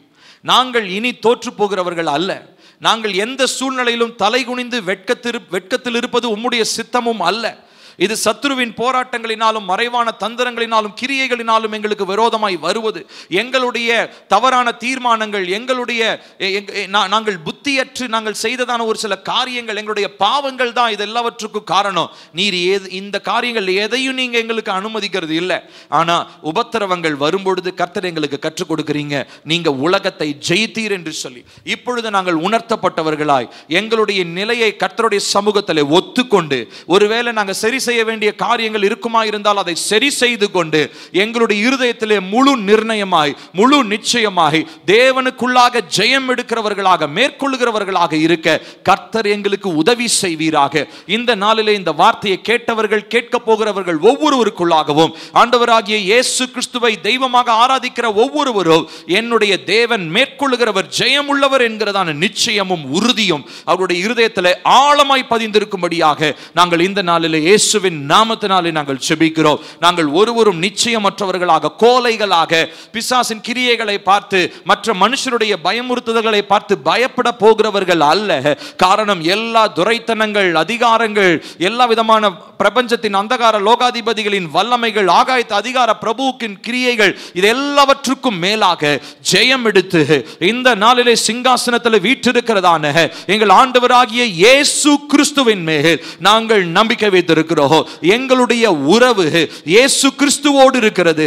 எங்களுடைய உறவு தேவ சமூக தண்டையில் கிருபாசன தண்டையில் நெருங்குகிறதான நெருக்கத்தில் இருக்கிறது. ஆகையினாலே நாங்கள் எதை குறித்தும் கலங்காமல் பயப்படாமல் தேவனை உறுதியாய் பற்றி பிடித்துக் கொண்டு நம்பிக்கையுள்ளவர்களாய் ஒவ்வொரு சூழ்நிலையிலும் நாங்கள் கடக்க கர்த்தர் எங்களுக்கு உதவி செய்வீராக. அப்பா, நாங்கள் இந்த நாட்களிலே உம்முடைய வார்த்தையின்படி அப்பா ஞானம் உள்ளவர்களாய் இருக்க, அப்பா நாங்கள் ஒவ்வொரு காரியத்தையும் ஆராய்ந்து பார்க்க, நிதானிக்க, பகுத்தறிய ஆவியின் கண்கள் திறக்கப்பட்டதாய் காதுகள் திறக்கப்பட்டதாய் உணர்வுள்ளவர்களாய் இந்த நாட்களில் நடக்க எங்களுக்கு உதவி செய்யும். தடைகள் எல்லாவற்றையும் கர்த்தர் மாற்றுவீராக. உம்முடைய நாமம் மகிமை அடையட்டும். உம்முடைய நாமம் மகிமை அடையட்டும். உம்முடைய நாமம் மகிமை அடையட்டும். எங்களை சபையாய் பரிசுத்தமாக்கும், குடும்பமாய் பிள்ளைகளாய் ஒவ்வொருவரும் அப்பா நாங்கள் உங்கள் சமூகத்தில் சமர்ப்பிக்கிறோம். ஆளுகை செய்யுங்க. உங்களுடைய வருகைக்காக எங்களை ஆயத்தப்படுத்தும். இயேசுவின் நாமத்தில் கேட்கிறோம் எங்கள் ஜீவனுள்ள நல்ல பிதாவே, ஆமென். நம்முடைய கர்த்தராகிய இயேசு கிறிஸ்துவின் கிருபையும் பிதாவாகிய தேவனுடைய அன்பும் பரிசுத்த ஆவியானவருடைய காவலும் ஐக்கியமும் நம் அனைவரோடும் இன்றும் என்றும் சதா காலங்களும் நிலைத்திருப்பதாக. ஆமென், ஆமென். ஸ்தோத்திரம். கர்த்தர் நம்மை ஆசீர்வதிப்பார்.